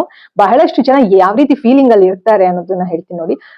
ಮಾತ್ರೆ ತಗೊಂಡ್ರೆ ಎಲ್ಲ ಸೇಫ್ ಅಂತ ಅನ್ಕೊಂಡ್ಬಿಟ್ಟಿರ್ತಾರೆ ಕೆಲವ್ರು ಅಲ್ವಾ. ಕೆಲವ್ರು ಹಾಗೇನೆ, ಇಲ್ಲ ಡಾಕ್ಟರ್ ಹೇಳಿದಾರಪ್ಪ ಮಾತ್ರೆ ತಗೊಂಡ್ರೆ ಸರಿ ಹೋಗುತ್ತೆ, ನಾನು ಎಷ್ಟು ಮಾತ್ರೆ ತಗೋತೀನಿ ಅಷ್ಟೇ, ನನ್ ಕೆಲಸ ಮುಗೀತು ಅನ್ಕೊಂಡ್ಬಿಟ್ಟಿರ್ತಾರೆ. ಸೊ ಅದು ತಪ್ಪಾಗುತ್ತೆ. ಆದ್ರೆ ಲೈಫ್ ಸ್ಟೈಲ್ ಚೇಂಜ್ ಮಾಡ್ಲಿಲ್ಲ ಅಂತಂದ್ರೆ, ಬರೀ ಮಾತ್ರೆ ಮೇಲೆ ಡಿಪೆಂಡ್ ಆದ್ರೆ ನಮ್ಮ ದೇಹದ ಅಂಗಾಂಗಗಳ ಮೇಲೆ, ನಾನು ಇವಾಗ ಏನೆಲ್ಲ ಹೇಳಿದೆ ಅದನ್ನ ಬಿಟ್ಟು ಬೇರೆ ರೀತಿ ಕೂಡ ನಮ್ಗೆ ತೊಂದರೆ ಆಗುತ್ತೆ. ಸ್ಕಿನ್ ಸಮಸ್ಯೆ ಆಗ್ಬೋದು, ಸ್ಕಿನ್ ಇನ್ಫೆಕ್ಷನ್ ಆಗ್ಬೋದು, ನಾನು ಆಗ್ಲೇ ಹೇಳ್ದಂಗೆ ಏನಾದ್ರು ಗಾಯ ಆದ್ರೆ ಬೇಗ ವಾಸಿ ಆಗದೆ ಇರುವಂತದ್ದು, ಮತ್ತೆ ಸ್ಟಾಮಿನಾ ಕಮ್ಮಿ ಆಗುವಂತದ್ದು, ಇಮ್ಯುನಿಟಿ ಕಮ್ಮಿ ಆಗುವಂತದ್ದು, ರೋಗ ನಿರೋಧಕ ಶಕ್ತಿ ಕಮ್ಮಿ ಆಗುವಂತದ್ದು, ಉಸಿರಾಟದ ಮೇಲೆ ಪರಿಣಾಮ ಬೀರುವಂತದ್ದು, ನಿದ್ದೆ ಬರದೇ ಇರುವಂತದ್ದು, ಇದರ ಸಾಕಷ್ಟು ಸಮಸ್ಯೆಗಳಿದೆ ಅಲ್ವಾ. ಬಾಡಿ ಆರ್ಗನ್ಸ್ ಮೇಲೆ ಎಫೆಕ್ಟ್ ಆಗುತ್ತೆ, ಸ್ಟ್ರೆಸ್ ಲೆವೆಲ್ ಜಾಸ್ತಿ ಆಗುತ್ತೆ. ಈಗ ನಿದ್ದೆ ಸರಿಗಿಲ್ಲ ಅಂತ ಅಂದಾಗ ಏನಾಗುತ್ತೆ, ಸೊ ಇವಾಗ ತಿಂದನ್ನ ಜೀರ್ಣ ಆಗ್ಲಿಲ್ಲ, ತಿಂದ ಆಹಾರ ಜೀರ್ಣ ಆಗ್ಲಿಲ್ಲ ಅಂದಾಗ ಸರಿಯಾಗಿ ನಿದ್ದೆ ಬರದೇ ಇರೋದು, ನಿದ್ದೆ ಬರ್ಲಿಲ್ಲ ಮತ್ತೆ ಮಾರನೇ ದಿನಕ್ಕೆ ಎಫೆಕ್ಟ್ ಆಗೋದು, ನೆಕ್ಸ್ಟ್ ಡೇ ಕೆಲಸ ಮಾಡೋಕ್ ಆಗದೆ ಇರುವಂತದ್ದು, ಇದೆಲ್ಲ ಒಂದಕ್ಕೊಂದು ಚೈನ್ ಲಿಂಕ್ ಇದ್ದಾಗ ಸ್ಟ್ರೆಸ್ ಲೆವೆಲ್ ಅನ್ನೋದು ಜಾಸ್ತಿ ಆಗುತ್ತೆ. ಅವಾಗ ಏನಾಗುತ್ತೆ, ಡಾಕ್ಟರ್ ಏನ್ ಮಾಡ್ತಾರೆ, ಡೋಸೇಜ್ ನ ಜಾಸ್ತಿ ಮಾಡ್ತಾರೆ. ಇವಾಗ ನಿಮ್ಗೆ ಶುಗರ್ ಲೆವೆಲ್ ಜಾಸ್ತಿ ಆಗ್ತಾನೆ ಹೋಗುತ್ತೆ. ಒಂದ್ 5 ವರ್ಷಕ್ಕೆ ಮುಂಚೆ ಏನಿತ್ತು ಅದಕ್ಕಿಂತ ಜಾಸ್ತಿ ಆಗಿರುತ್ತೆ ಇವಾಗ ಶುಗರ್ ಲೆವೆಲ್. ಅದಕ್ಕೇನ್ ಮಾಡ್ತಾರೆ ಡಾಕ್ಟರ್ಸ್, ಡೋಸೇಜ್ ಲೆವೆಲ್ ಜಾಸ್ತಿ ಮಾಡ್ತಾರೆ, ಮಾತ್ರೆ ಚೇಂಜ್ ಮಾಡ್ತಾರೆ. ಅದರಿಂದ ಮತ್ತೆ ಸೈಡ್ ಎಫೆಕ್ಟ್ ಜಾಸ್ತಿ ಆಗುತ್ತೆ. ಕೆಲವು ಡಾಕ್ಟರ್ಸ್ಗೆ ಅವ್ರಿಗೂ ಕೂಡ ಗೊತ್ತಿರೋದಿಲ್ಲ ಹೇಗ್ ಹೇಳ್ಬೇಕು ನಿಮ್ಗೆ ಅನ್ಬಿಟ್ಟು, ಜಸ್ಟ್ ಅವ್ರಿಗೆ ಏನ್ ಓದಿರ್ತಾರೆ ಅದರ ಪ್ರಕಾರವಾಗಿ ಮಾತ್ರೆಗಳನ್ನ ಕೊಡ್ತಾ ಇರ್ತಾರೆ. ಬಟ್ ನೀವು ನ್ಯೂಟ್ರಿಷನ್ ಬಗ್ಗೆ ಯಾರು ತಿಳ್ಕೊಂಡಿರ್ತಾರೆ, ದೇಹದ ಒಂದು ಪೌಷ್ಟಿಕಾಂಶಗಳು ಏನೇನ್ ಬೇಕು ದೇಹಕ್ಕೆ ಅಂತ ಯಾರು ತಿಳ್ಕೊಂಡಿರ್ತಾರೆ ಅಂತವ್ರ ಹತ್ರ ನೀವು ಗೈಡೆನ್ಸ್ ತಗೊಂಡ್ರು ಕೂಡ ತುಂಬಾ ಒಳ್ಳೇದು. ಕೇವಲ ನೀವು ಬರೀ ಮಾತ್ರೆಗಳ ಮೇಲೆ ಡಿಪೆಂಡ್ ಆಗೋದು ತಪ್ಪಾಗುತ್ತೆ ಸ್ನೇಹಿತರೆ. ಓಕೆನಾ. ಸೈಡ್ ಎಫೆಕ್ಟ್ಸ್ ಕೂಡ ಜಾಸ್ತಿ ಇರುತ್ತೆ ಬರೀ ಮಾತ್ರೆಗಳು ತಗೊಳ್ಳೋದ್ರಿಂದ. ಯಾವಾಗ್ಲೂ ಬರೀ ಡಾಕ್ಟರ್ ಅನ್ಕೊಂಡು ಬರೀ ಡಾಕ್ಟರ್ ಹೇಳೋ ಮಾತ್ರೆಗಳನ್ನೇ ತಗೊಳ್ತಾ ಇದ್ರೆ ಏನಾಗುತ್ತೆ, ಹಾಗಂತೇಳಿ ಡಾಕ್ಟರ್ ಹೇಳೋದು ತಪ್ಪು ಅಂತ ನಾನು ಹೇಳ್ತಾ ಇಲ್ಲ ಸ್ನೇಹಿತರೆ, ಇಲ್ಲಿ ಅರ್ಥ ಮಾಡ್ಕೊಳ್ಳಿ. ವೈದ್ಯೋ ನಾರಾಯಣ ಹರಿಹಿ ಅಂತ ನಾವು ಕೇಳೇ ಇರ್ತೀವಿ, ಡಾಕ್ಟರ್ಲಿ ಜೀವನ ಉಳಿಸೋರು ಅಲ್ವಾ. ಆದ್ರೆ ಇತ್ತೀಚೆಗೆ ಏನಾಗ್ಬಿಟ್ಟಿದೆ ಅಂದ್ರೆ ಎಲ್ಲವೂ ಬರೀ ಡಾಕ್ಟರ್ ಮೇಲೆ ಡಿಪೆಂಡ್ ಆಗ್ತೀವಿ ಅಂತ ಅಂದಾಗ ಏನಾಗುತ್ತೆ, ಲೈಫ್ ನಮ್ದು ತುಂಬಾನೇ ಹದ ಕೆಟ್ಟು ಬಿಡುತ್ತೆ ಆಯ್ತಾ. ಲೈಫ್ ಸ್ಟೈಲ್ ಸರಿಗಿಲ್ಲ ಅಂತಂದ್ರೆ ಬೇಗನೆ ನಮ್ಗೆ ಆರೋಗ್ಯದ ಸಮಸ್ಯೆಗಳು ಬರುತ್ತೆ. ಸೊ ಹಾಗಾಗಿ ಯಾವಾಗ್ಲೂ ನಾವು ಡಾಕ್ಟರ್ ಮೇಲೆ ಡಿಪೆಂಡ್ ಆಗಿರೋದು, ಅವರ ಗೈಡೆನ್ಸ್ ಮೇಲೆ ಡಿಪೆಂಡ್ ಆಗಿರೋದು ತಪ್ಪಾಗುತ್ತೆ. ಈ ರೀತಿ ನೀವು ಕೂಡ ಸ್ವಲ್ಪ ರಿಸರ್ಚ್ ಮಾಡ್ಬೇಕಾಗುತ್ತೆ. ನಮ್ಮ ದೇಹದ ಒಳಗಡೆ ಏನ್ ನಡೀತಾ ಇದೆ, ಯಾವ ಅಂಗಾಂಗಗಳಿಗೆ ಏನ್ ಪೌಷ್ಟಿಕಾಂಶ ಬೇಕು ಅನ್ನೋದನ್ನ ನೀವು ಕೂಡ ವಿಚಾರ ಮಾಡ್ಬೇಕಾಗುತ್ತೆ ಸ್ನೇಹಿತರೆ. ಇದ್ರ ಜೊತೆಗೆ ಮೆಂಟಲ್ ಹೆಲ್ತ್ ಕೂಡ very important and emotional health. ನನ್ನ ಒಂದು ಚಾನಲ್ ನಿಮಗೆ ಕೌನ್ಸಿಲಿಂಗ್ ರಿಲೇಟೆಡ್ ವಿಡಿಯೋಸ್ ಅಂದ್ರೆ ಈ ರೀತಿ ವಿಚಾರಗಳನ್ನ ತಿಳಿಸುವ ವಿಡಿಯೋಸ್ಗಳು ಕೂಡ ಬರುತ್ತೆ. ಸಾಧ್ಯ ಆದ್ರೆ ನೀವು ಕೌನ್ಸಿಲಿಂಗ್ ಕೂಡ ಅಟೆಂಡ್ ಮಾಡ್ಬೋದು. ನಿಮ್ಮ ಹತ್ರದಲ್ಲಿ ಒಳ್ಳೆಯ ಸೈಕಾಲಜಿಸ್ಟ್ ಯಾರು ಇರ್ತಾರೆ, ಸೈಕಾಲಜಿಸ್ಟ್ ಹತ್ರ ಹೋಗಿ ಕೌನ್ಸಿಲಿಂಗ್ ತಗೊಳ್ಳೋದು ಅಂತಂದ್ರೆ ಏನೋ ಹುಚ್ಚರೇ ಹೋಗಿ ತಗೊಳ್ತಾರೆ ಅಂತ ಅಲ್ಲ. ಅದೆಲ್ಲ ಒಂದು ಮೂಢ ನಂಬಿಕೆ, ಮಿತ್ ಅದು. ಅಂದ್ರೆ ನೀವು ಅಬ್ನಾರ್ಮಲ್ ಅದಕ್ಕೆ ಸೈಕಾಲಜಿಸ್ಟ್ ಹತ್ರ ಹೋಗ್ಬೇಕು ಅಂತ ಅಲ್ಲ. ಇವಾಗ ನಾರ್ಮಲ್ ಮನುಷ್ಯರಿಗೂ ಕೂಡ, ಈವನ್ ನನಗೂ ಕೂಡ ನಿಮ್ಗೂ ಕೂಡ, ಪ್ರತಿಯೊಬ್ಬರಿಗೂ ಕೂಡ ಒಂದು ಗೈಡೆನ್ಸ್, ಒಂದು ಕೌನ್ಸಿಲಿಂಗ್ ಅನ್ನೋದು ತುಂಬಾ ಇಂಪಾರ್ಟೆಂಟ್. ಇವಾಗ ನನ್ನ ವಿಷಯದಲ್ಲಿ ನಾನು ಓದುವಾಗ್ಲಿಂದಾನೇ ಸೈಕಾಲಜಿ ಅನ್ನೋದು ಸಬ್ಜೆಕ್ಟ್ ಅನ್ನ ಓದ್ಕೊಂಡು ಬಂದಿದ್ದೀನಿ ಅಲ್ವಾ. ಅದ್ರಲ್ಲಿ ನಾವು ವಿಚಾರಗಳನ್ನು ತಿಳ್ಕೊಂಡಿದೀವಿ, ಜೊತೆಗೆ ನಮ್ಮ ಲೈಫ್ ಎಕ್ಸ್ಪೀರಿಯನ್ಸ್ ಇಂದನೂ ಕೂಡ ನಾವು ವಿಚಾರಗಳನ್ನ ತಿಳ್ಕೊಂಡಿದೀವಿ. ಈಗ ಸಾಮಾನ್ಯ ಜನರಿಗೆ ಅಂದ್ರೆ ಜನರಲ್ ಆಗಿ ಈ ವಿಚಾರಗಳು ಗೊತ್ತಿಲ್ಲದೆ ಇರುವಂತ ಜನರಿಗೆ ಏನಾಗುತ್ತೆ, ಏನ್ ಅನ್ಕೊಂಡ್ಬಿಟ್ಟಿರ್ತಾರೆ, ಓ ಸೈಕಾಲಜಿ ಅಂತಂದ್ರೆ ಏನೋ ಅಬ್ನಾರ್ಮಲ್ ಅಂತಾನೆ, ಸೈಕಾಲಜಿಸ್ಟ್ ಹತ್ರ ಹೋದ್ರೆ ನಾವು ಅಬ್ನಾರ್ಮಲ್ ಅಂತಾನೋ, ಇದು ಅನ್ಕೊಳ್ಳೋದು ತಪ್ಪು ಸ್ನೇಹಿತರೆ. ಯಾಕಂದ್ರೆ ಎಮೋಷನ್ಸ್ ಅನ್ನೋದು ಪ್ರತಿಯೊಬ್ಬರಿಗೂ ಇರುತ್ತೆ. ಆಂಗರ್, ಫಿಯರ್, ಡಿಪ್ರೆಷನ್ ಇದೆಲ್ಲ ತಪ್ಪಲ್ಲ. ಇದು ಮನುಷ್ಯನಿಗೆ ಬರುವಂತದ್ದೇ ನಾರ್ಮಲ್. ಬರ್ಲಿಲ್ಲ ಅಂದ್ರೆ ಅಬ್ನಾರ್ಮಲ್ ಅಂತ ಅನ್ಕೊಳ್ಬೇಕು ನೀವು. ಬರುವಂತದ್ದು normal. Stress, anxiety, depression, loneliness ಇದೆಲ್ಲ ಬರೋದು ನಾರ್ಮಲ್. ಅರ್ಥ ಆಯ್ತಾ? ಸೊ ಇದು ಬಂದಾಗ ಏನ್ ಆಗತ್ತೆ, ನಿಮ್ಮ ಬಾಡಿ ನಿಮ್ಗೇನೋ ಸಿಗ್ನಲ್ ಕೊಡ್ತಾ ಇದೆ, ಅದರಿಂದ ನೀವು ಚೇತರಿಸ್ಕೊಂಡ್ರೆ ಇನ್ನೂ ಕೂಡ ನಿಮ್ಮ ಲೈಫು ಚೆನ್ನಾಗಿ ಆಗತ್ತೆ ಅಂತ ಹೇಳಿ. ಓಕೆನಾ? ಬರ್ಲಿಲ್ಲ ಅಂದ್ರೆ ಪ್ರಾಬ್ಲಮ್ ಆಗಿ ಇನ್ನು ಮುಂದಕ್ಕೆ ಎಷ್ಟೋ ವರ್ಷ ಆದ್ಮೇಲೆ ಬೇರೆ ರೀತಿ ಸಮಸ್ಯೆ ಆಗುತ್ತೆ. ಹಾಗಾಗಿ ಈ ಒಂದು ಆಂಗರ್ ಅನ್ನೋದು, ಡಿಪ್ರೆಷನ್ ಅನ್ನೋದು, ಪ್ಯಾನಿಕ್ ಅನ್ನೋದು ಇದೆಲ್ಲವೂ ಕೂಡ ಬಂದ್ರೆ ಏನಾಗುತ್ತೆ, ಬಂದು ನೀವು ಅದನ್ನ ಫೀಲ್ ಮಾಡಿ ರಿಲೀಸ್ ಮಾಡಿದ್ರೆ ನಿಮ್ಮ ಲೈಫ್ ಇನ್ನು ತುಂಬಾ ಚೆನ್ನಾಗಾಗುತ್ತೆ. ಓಕೆನಾ? ಸೊ ಹಾಗಾಗಿ ಎಮೋಷನಲ್ ಹೆಲ್ತ್ ಕೂಡ, ಎಮೋಷನಲ್ ವೆಲ್ ಬೀಯಿಂಗ್ ಜೊತೆಗೆ ಮೆಂಟಲ್ ಹೆಲ್ತ್ ಕೂಡ very very important. Long term illness ಅನ್ನೋದು ಕಮ್ಮಿ ಆಗುತ್ತೆ. ನೀವು ಸ್ಟ್ರೆಸ್ ಅನ್ನೋದು ಕಮ್ಮಿ ಮಾಡ್ಕೊಂಡ್ರೆ ನಿಮ್ಗೆ ವಯಸ್ಸಾಗ್ತಾ ಆಗ್ತಾ ಬರುವಂತಹ ಸಮಸ್ಯೆಗಳು, ದೇಹದ ಸಮಸ್ಯೆಗಳೆಲ್ಲವೂ ಕೂಡ ಒಂದೊಂದಿಗೆ ಕಮ್ಮಿ ಆಗುತ್ತೆ. ಹೋಪ್ಲೆಸ್ನೆಸ್ ಫೀಲಿಂಗ್ ಅನ್ನೋದು ಕಮ್ಮಿ ಆಗುತ್ತೆ. ಜೊತೆಗೆ ಆಂಗ್ಸೈಟಿ, ಫಿಯರ್, ಡಿಪ್ರೆಷನ್ ಎಲ್ಲವೂ ಕೂಡ ಕಮ್ಮಿ ಆಗುತ್ತೆ. ನಿಮ್ಗೆ ಏನಾದ್ರು ಕೌನ್ಸಿಲಿಂಗ್ ಸೆಷನ್ಸ್ ಬೇಕು ಅಂತ ಅಂದ್ರೂ ಕೂಡ ಕಮೆಂಟ್ ಮಾಡಿ, ಇಲ್ಲ ಮೇಲ್ ಮಾಡಿ. ನಾನು ಇಮೇಲ್ ಕೂಡ ಡಿಸ್ಕ್ರಿಪ್ಷನ್ ಅಲ್ಲಿ ಹಾಕಿರ್ತೀನಿ. ಸೊ ಸದ್ಯದಲ್ಲೇ ಅಥವಾ ಎಷ್ಟು ಬೇಗ ಆಗುತ್ತೋ ಅಷ್ಟು ಬೇಗ ನಾನು ಕೌನ್ಸಿಲಿಂಗ್ ಸೆಷನ್ಸ್ ಕೂಡ ಶುರು ಮಾಡ್ತೀನಿ. ಅಟೆಂಡ್ ಮಾಡಿ. ನಿಮ್ಗೆ ಯಾವ ರೀತಿ ನಿಮ್ಮ ಒಂದು ಮನಸ್ಥಿತಿ ಇದೆ, ನಿಮ್ಮ ಒಂದು ದೈಹಿಕ ಸಮಸ್ಯೆ ಏನು ಅನ್ನೋದನ್ನ ವಿಚಾರಗಳನ್ನ ತಿಳಿಸಿದ್ರೆ ಅದಕ್ಕೆ ಯಾವ ರೀತಿ ಗೈಡೆನ್ಸ್, ಕೌನ್ಸಿಲಿಂಗ್ ಬೇಕು ಅದನ್ನ ನಾನು ನಿಮ್ಗೆ ಕೊಡ್ತೀನಿ. 1-on-1 ಕೌನ್ಸಿಲಿಂಗ್ ಇರುತ್ತೆ, ಇಂಡಿವಿಜುವಲ್ ಕೌನ್ಸಿಲಿಂಗ್ ಇರುತ್ತೆ. So let's do that also. So ಓಕೆನಾ? ಸೊ ಹೀಗೆ ನೀವು ಮಾನಸಿಕವಾದ ಆರೋಗ್ಯವನ್ನ ಕಾಪಾಡ್ಕೊಳ್ಳೋದು ಕೂಡ ವೆರಿ ವೆರಿ ಇಂಪಾರ್ಟೆಂಟ್. ಲೈಫೇ ಮುಗ್ದೋಯ್ತಪ್ಪ ಅಂತ ಅನ್ಕೊಳ್ಳೋದು ತಪ್ಪಾಗುತ್ತೆ ಸ್ನೇಹಿತರೆ. ಓಕೆನಾ? ಇದ್ರ ಜೊತೆಗೆ ಟಾಕ್ಸಿಕ್ ಎನ್ವೈರನ್ಮೆಂಟ್ ಅಂದ್ರೆ ತುಂಬಾನೇ ಟಾಕ್ಸಿಕ್ ಎನ್ವೈರನ್ಮೆಂಟ್ ಅಂತ ಅನ್ನಿಸ್ತಾ ಇದ್ರೆ ನಿಮ್ಗೆ ಸ್ವಲ್ಪ ದೂರ ಇರುವಂತದ್ದು, ಅಥವಾ ಸ್ವಲ್ಪ ದಿವಸ ನೀವು ಇಂಡಿಪೆಂಡೆಂಟ್ ಆಗಿ ಇರುವಂತದ್ದು ಕೂಡ ಕಲ್ತ್ಕೊಳ್ಬೇಕಾಗುತ್ತೆ. ಅಥವಾ ಟಾಕ್ಸಿಕ್ ಎನ್ವೈರನ್ಮೆಂಟ್ ಅಲ್ಲಿ ಯಾವ ರೀತಿ ಹ್ಯಾಂಡಲ್ ಮಾಡ್ಬೇಕು ಸಿಚುವೇಶನ್ಸ್ ಅನ್ನೋದನ್ನ ಕಲ್ತ್ಕೊಳ್ಬೇಕಾಗುತ್ತೆ. ಇದೆಲ್ಲವೂ ಕೂಡ ಕೌನ್ಸಿಲಿಂಗ್ ಸೆಷನ್ಸ್ ಅಲ್ಲಿ ನಾನು ನಿಮ್ಗೆ ತಿಳಿಸ್ಕೊಡ್ತೀನಿ. ಓಕೆನಾ? ಆ ರೀತಿ ಏನಾದ್ರು ಮನೆಯಲ್ಲಿ ಕೂಡ ಏನಾದ್ರು ಮಾನಸಿಕವಾಗಿ ನಿಮ್ಗೆ ತೊಂದರೆ ಆಗುವಂತದ್ದು ಹೆಚ್ಚಾಗಿದ್ರೆ, ಆ ರೀತಿ ಅಟ್ಮಾಸ್ಫಿಯರ್ ಇತ್ತು ಅಂತಂದ್ರೆ, ರಿಲೇಶನ್ಶಿಪ್ ಪ್ರಾಬ್ಲಮ್ಸ್ ಇರುತ್ತೆ ಕೆಲವರಿಗೆ, ಈ ರೀತಿ ಇತ್ತು ಅಂದ್ರೂ ಕೂಡ ನಿಮ್ಗೆ ಏನಾಗುತ್ತೆ, ಈಟಿಂಗ್ ಪ್ಯಾಟರ್ನ್ಸ್ ಅಲ್ಲಿ ವ್ಯತ್ಯಾಸ ಆಗುತ್ತೆ, ಸ್ಲೀಪಿಂಗ್ ಪ್ಯಾಟರ್ನ್ಸ್ ಅಲ್ಲಿ ವ್ಯತ್ಯಾಸ ಆಗುತ್ತೆ. ಸೊ ಇದೆಲ್ಲವೂ ಕೂಡ ಹೇಗೆ ಮ್ಯಾನೇಜ್ ಮಾಡ್ಬೇಕು, ಹೇಗೆ ಬ್ಯಾಲೆನ್ಸ್ ಮಾಡ್ಬೇಕು ಅನ್ನೋದನ್ನ ನಿಮ್ಗೆ ತಿಳಿಸ್ಕೊಡ್ತೀನಿ. ಯಾಕಂದ್ರೆ ಇದೆಲ್ಲ ಚೈನ್ ಲಿಂಕ್ ಇದ್ದಾಗ ಇದರಿಂದ ಶುಗರ್ ಕಂಟ್ರೋಲ್ ಕೂಡ ವ್ಯತ್ಯಾಸ ಆಗ್ಬಿಡುತ್ತೆ ಅಲ್ವಾ? ಸೊ ಯಾಕಂದ್ರೆ ಕೆಲವ್ರ ಮನೇಲಿ ತುಂಬಾ ವಾದ ವಿವಾದಗಳಿರುತ್ತೆ, ಅದರಿಂದ ಸ್ಟ್ರೆಸ್ ಜಾಸ್ತಿ ಆಗುತ್ತೆ, ಇದರಿಂದ blood sugar level, BP level ಎಲ್ಲವೂ ಕೂಡ ವ್ಯತ್ಯಾಸ ಆಗುತ್ತೆ. ಹಾಗಾಗಿ ನಿಮ್ಮ ಒಂದು mind health is equal to body health. ನಿಮ್ಮ ಮನಸ್ಸಿನ ಆರೋಗ್ಯ ನಿಮ್ಮ ದೇಹದ ಆರೋಗ್ಯಕ್ಕೆ ಸಮ ಅಂತ ಹೇಳ್ಬೋದು. ಓಕೆನಾ? ಸೊ ಇದಿಷ್ಟು ಕೂಡ ಈ ಒಂದು ಟಾಕ್ಸಿಕ್ ಎನ್ವೈರನ್ಮೆಂಟ್ ಬಗ್ಗೆ ಹೇಳಾಯ್ತು. ಇನ್ನ ಸೈಕಾಲಜಿಕಲ್ ಇನ್ಸೈಟ್ ಅಂತ ತಗೊಂಡ್ರೆ, ನಾವು ಹೀಲಿಂಗ್ ಅನ್ನೋದು ಯಾವಾಗ ಆಗುತ್ತೆ, ಯಾವಾಗ ನಿಮ್ಮ ದೇಹ ಚೇತರಿಸ್ಕೊಳ್ಳೋದಕ್ಕೆ ಶುರು ಮಾಡುತ್ತೆ ಅಂದಾಗ, ಅಂದ್ರೆ ಯಾವಾಗ ನಿಮ್ಮ ದೇಹ ಚೇತರಿಸ್ಕೊಳ್ಳೋಕೆ ಶುರು ಮಾಡುತ್ತೆ ಅಂತ ಅಂದ್ರೆ, ಅವೇರ್ನೆಸ್ ಮೊದಲು ನಿಮ್ಗೆ ಅರಿವು ಮೂಡಬೇಕು ಅಲ್ವಾ? Awareness is the beginning of you healing journey. ಜೊತೆಗೆ ಅಕ್ಸೆಪ್ಟ್ ಮಾಡ್ಕೊಳ್ಬೇಕು. ಓ ಹೌದು, ಇಲ್ಲ ಮುಂಚೆ ತರ ನಿಮ್ಗೆ ಇವಾಗ ಒಂದು 10 ವರ್ಷ 8 ವರ್ಷ ಹಿಂದೆ ಹೋಗಕ್ಕಾಗುತ್ತಾ? ಇಲ್ಲ. ಆದ್ರೆ ಮುಂದೆ ಏನಾಗ್ಬೇಕು ಅದು ನಮ್ ಕೈಲಿದೆ ಅಲ್ವಾ? ಸೊ ಹಾಗಾಗಿ ಅಕ್ಸೆಪ್ಟ್, ಹೌದು ಈ ತರ ಆಗಿದೆ ನನ್ನ ಲೈಫಲ್ಲಿ ಅಂತ ಫಸ್ಟ್ ಅಕ್ಸೆಪ್ಟ್ ಮಾಡ್ಕೊಳ್ಳೋದು ವೆರಿ ವೆರಿ ಇಂಪಾರ್ಟೆಂಟ್. ಆಮೇಲೆ self care is not selfish ಅಲ್ವಾ? ಸೆಲ್ಫ್ ಕೇರ್ ಮಾಡ್ಕೊಳ್ಬೇಕು, ಅಕ್ಸೆಪ್ಟ್ ಮಾಡ್ಕೊಳ್ಬೇಕು, ಹೌದು ಹೀಗಾಗಿದೆ ನನ್ನ ಲೈಫಲ್ಲಿ ಅಂತ. ಅದ್ರ ಜೊತೆಗೆ ನೆಕ್ಸ್ಟ್ ಏನ್ ಮಾಡ್ಬೇಕು ಅನ್ನೋ ವಿಚಾರ ತಿಳ್ಕೊಬೇಕು. ಜೊತೆಗೆ ಸೆಲ್ಫ್ ಕೇರ್, ನಮ್ಮನ್ನ ನಾವು ಕೇರ್ ಮಾಡ್ಕೊಳ್ಬೇಕು, ನಮ್ಮ ಬಾಡಿನ ನಾವೇ ಕೇರ್ ಮಾಡ್ಕೊಳ್ಬೇಕು.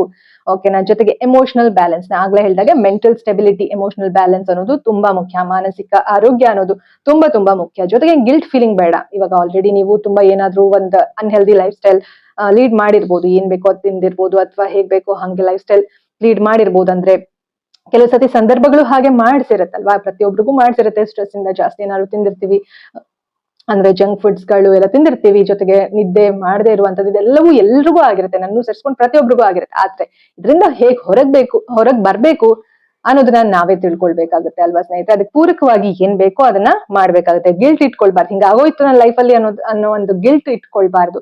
ಹೀಗ್ ಮಾಡ್ಬಿಟ್ಟೆ ಅಥವಾ ಹೀಗ್ ಆಗೋಯ್ತು ಅನ್ನೋ ಒಂದು ಗಿಲ್ಟ್ ಬೇಡ. ಅದನ್ನ ಬಿಟ್ಟು ಫಿಯರ್, ಭಯ ಅನ್ನೋದು ಬೇಡ.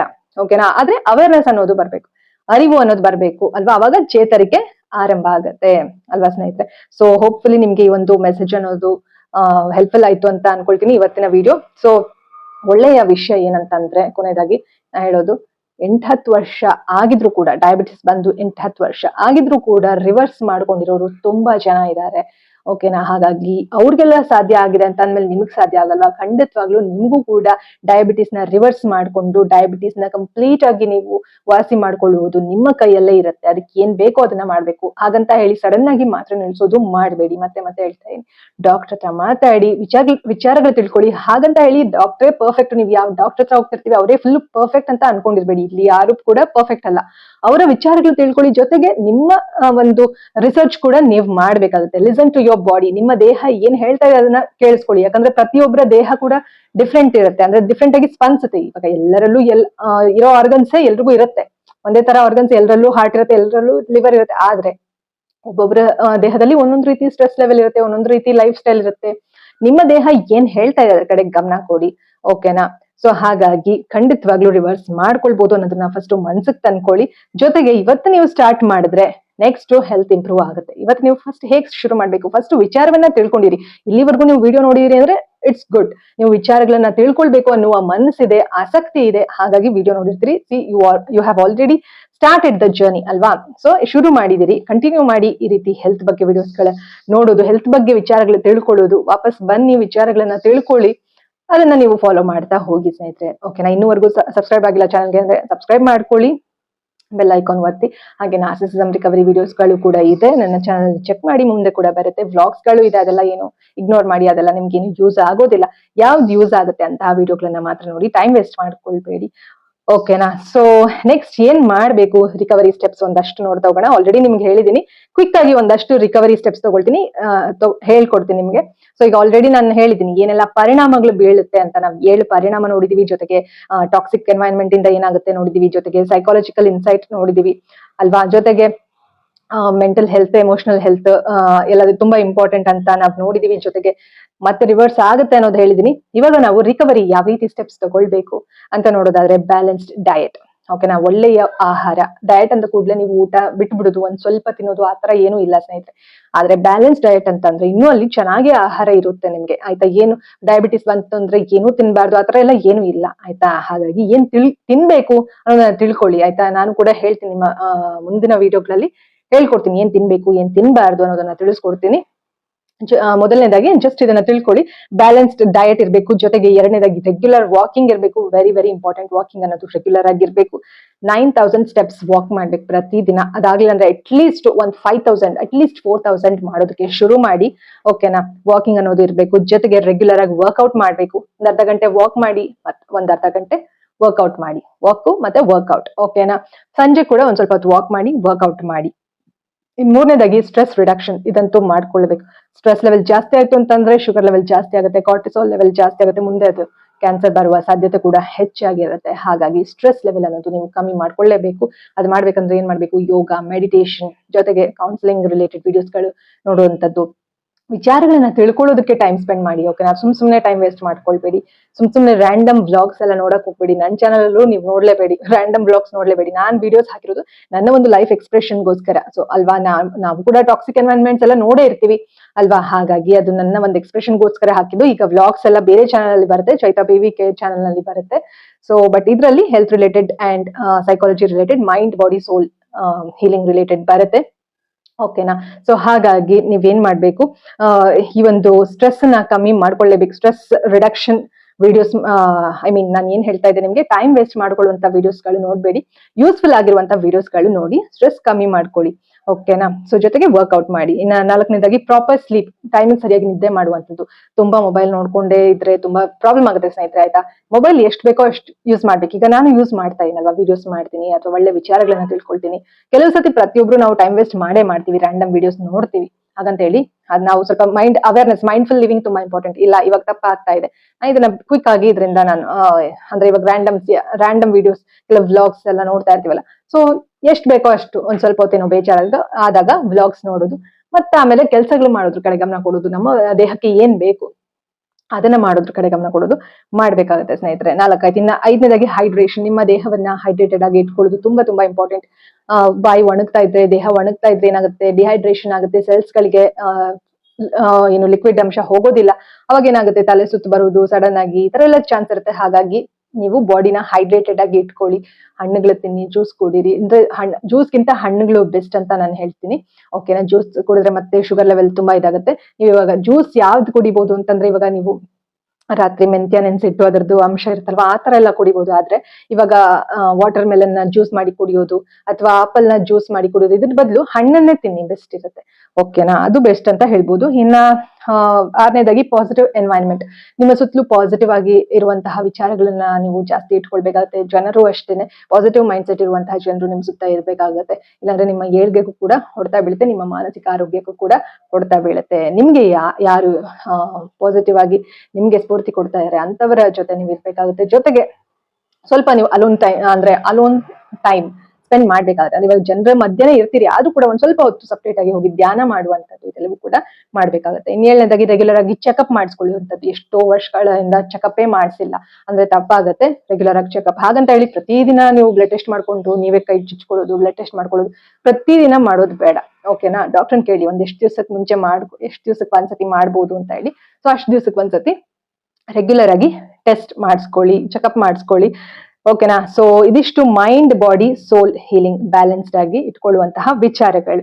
ಸೊ ಇನ್ನ ಕೊನೆಯದಾಗಿ ನೀವು ಎಲ್ಲಿದ್ದೀರೋ, ಹೇಗಿದ್ದೀರೋ ಅಲ್ಲಿಂದಾನೇ ಶುರು ಮಾಡಿ. ಇವತ್ತಿಂದ ನೀವು ಒಳ್ಳೆ ಲೈಫ್ ಸ್ಟೈಲ್ ಪ್ರಾರಂಭ ಮಾಡಿದ್ರೆ ಖಂಡಿತವಾಗ್ಲು ಇನ್ನೊಂದು ಕೆಲವು ವಾರಗಳಲ್ಲೇನೆ ನಿಮ್ಮ ಲೈಫ್ ಚೇಂಜ್ ಆಗುತ್ತೆ, ಒಳ್ಳೆಯ ರೀತಿ ಚೇಂಜ್ ಆಗ್ತಾ ಹೋಗುತ್ತೆ ಸ್ನೇಹಿತರೆ. ಓಕೆನಾ? ನೀವು ಎಲ್ಲಿದ್ದೀರಾ, ಯಾವ ಸ್ಟೇಜ್ ಅಲ್ಲಿ ಇದ್ದೀರಾ ಅನ್ನೋದು ಮ್ಯಾಟರ್ ಆಗಲ್ಲ. ಇವಾಗ ಶುರು ಮಾಡ್ತೀರಾ, ಅದನ್ನ ಕಂಟಿನ್ಯೂ ಮಾಡ್ತೀರಾ ಅನ್ನೋದು ತುಂಬಾ ಮ್ಯಾಟರ್ ಆಗುತ್ತೆ. ಓಕೆನಾ? ಆವಾಗ ಲೈಫು ಬೆಟರ್ ಆಗ್ತಾ ಹೋಗುತ್ತೆ. ಸೊ ಇದಿಷ್ಟು ಆಗಿತ್ತು ಸ್ನೇಹಿತರೆ ಇವತ್ತಿನ ವಿಡಿಯೋ. ನಿಮ್ಗೆ ಹೆಲ್ಪ್ಫುಲ್ ಆಯ್ತು ಅಂತ ಭಾವಿಸ್ತೀನಿ. ಸೊ ಮುಂದಿನ ವಿಡಿಯೋನಲ್ಲಿ ನಾವು ಡಯಾಬಿಟೀಸ್ ಇರೋರು ಯಾವ ತರ ಆಹಾರವನ್ನ ತಗೊಳ್ಬೇಕು ಆಯ್ತಾ ಅನ್ನೋದನ್ನ ತಿಳಿಸ್ಕೊಡ್ತೀನಿ. ಏಜ್ ಆಗ್ತಾ ಯಾವ ತರ ಆಹಾರಗಳು ತಗೊಳ್ಬೇಕು, ಯಾವ ತರ ವರ್ಕೌಟ್ ಮಾಡ್ಬೇಕು. ಏಜ್ ಆಗ್ತಾ ನೀವು ಬೇಜಾರ್ ಪಟ್ಕೊಳ್ಳೋ ಅವಶ್ಯಕತೆನೇ ಇಲ್ಲ. ಹೇಳ್ಬೇಕಂದ್ರೆ ಏಜ್ ಆಗ್ತಾ ಇನ್ನೂ ನೀವು ಸ್ಟ್ರಾಂಗ್ ಆಗ್ತಾನೆ ಹೋಗಬಹುದು ಆಯ್ತಾ. ನೀವು ಮನ್ಸ್ ಮಾಡಿದ್ರೆ ಸ್ಟ್ರಾಂಗ್ ಆಗ್ತಾ ಹೋಗ್ಬಹುದು ಆಯ್ತಾ. Age is just a number ಅಂತ ಯಾಕೆ ಹೇಳ್ತಾರೆ ಕೆಲವರೆಲ್ಲ. ಏಜ್ ಆಗ್ಬಿಡ್ತು, ನನ್ಗೇನು ಮಾಡಕ್ ಆಗಲ್ಲ ಅನ್ನೋ ಕಾನ್ಸೆಪ್ಟ್ ತಲೆಯಿಂದ ತೆಗೆದ್ಬಿಡಿ.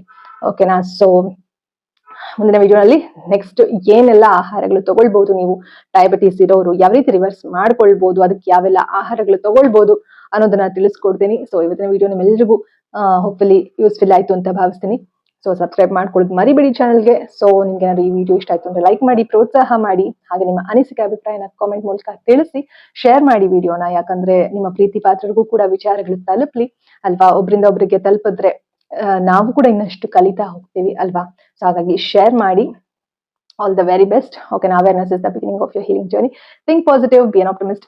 Life is beautiful and make the most of it. ಮುಂದೆ ವಿಡಿಯೋನಲ್ಲಿ ಮತ್ತೆ ಭೇಟಿ ಆಗೋಣ ಸ್ನೇಹಿತರೆ. ಅಲ್ಲಿವರೆಗೂ take care, love you all. ಎಲ್ಲದಕ್ಕೂ ಶುಭವಾಗಲಿ. ಧನ್ಯವಾದಗಳು.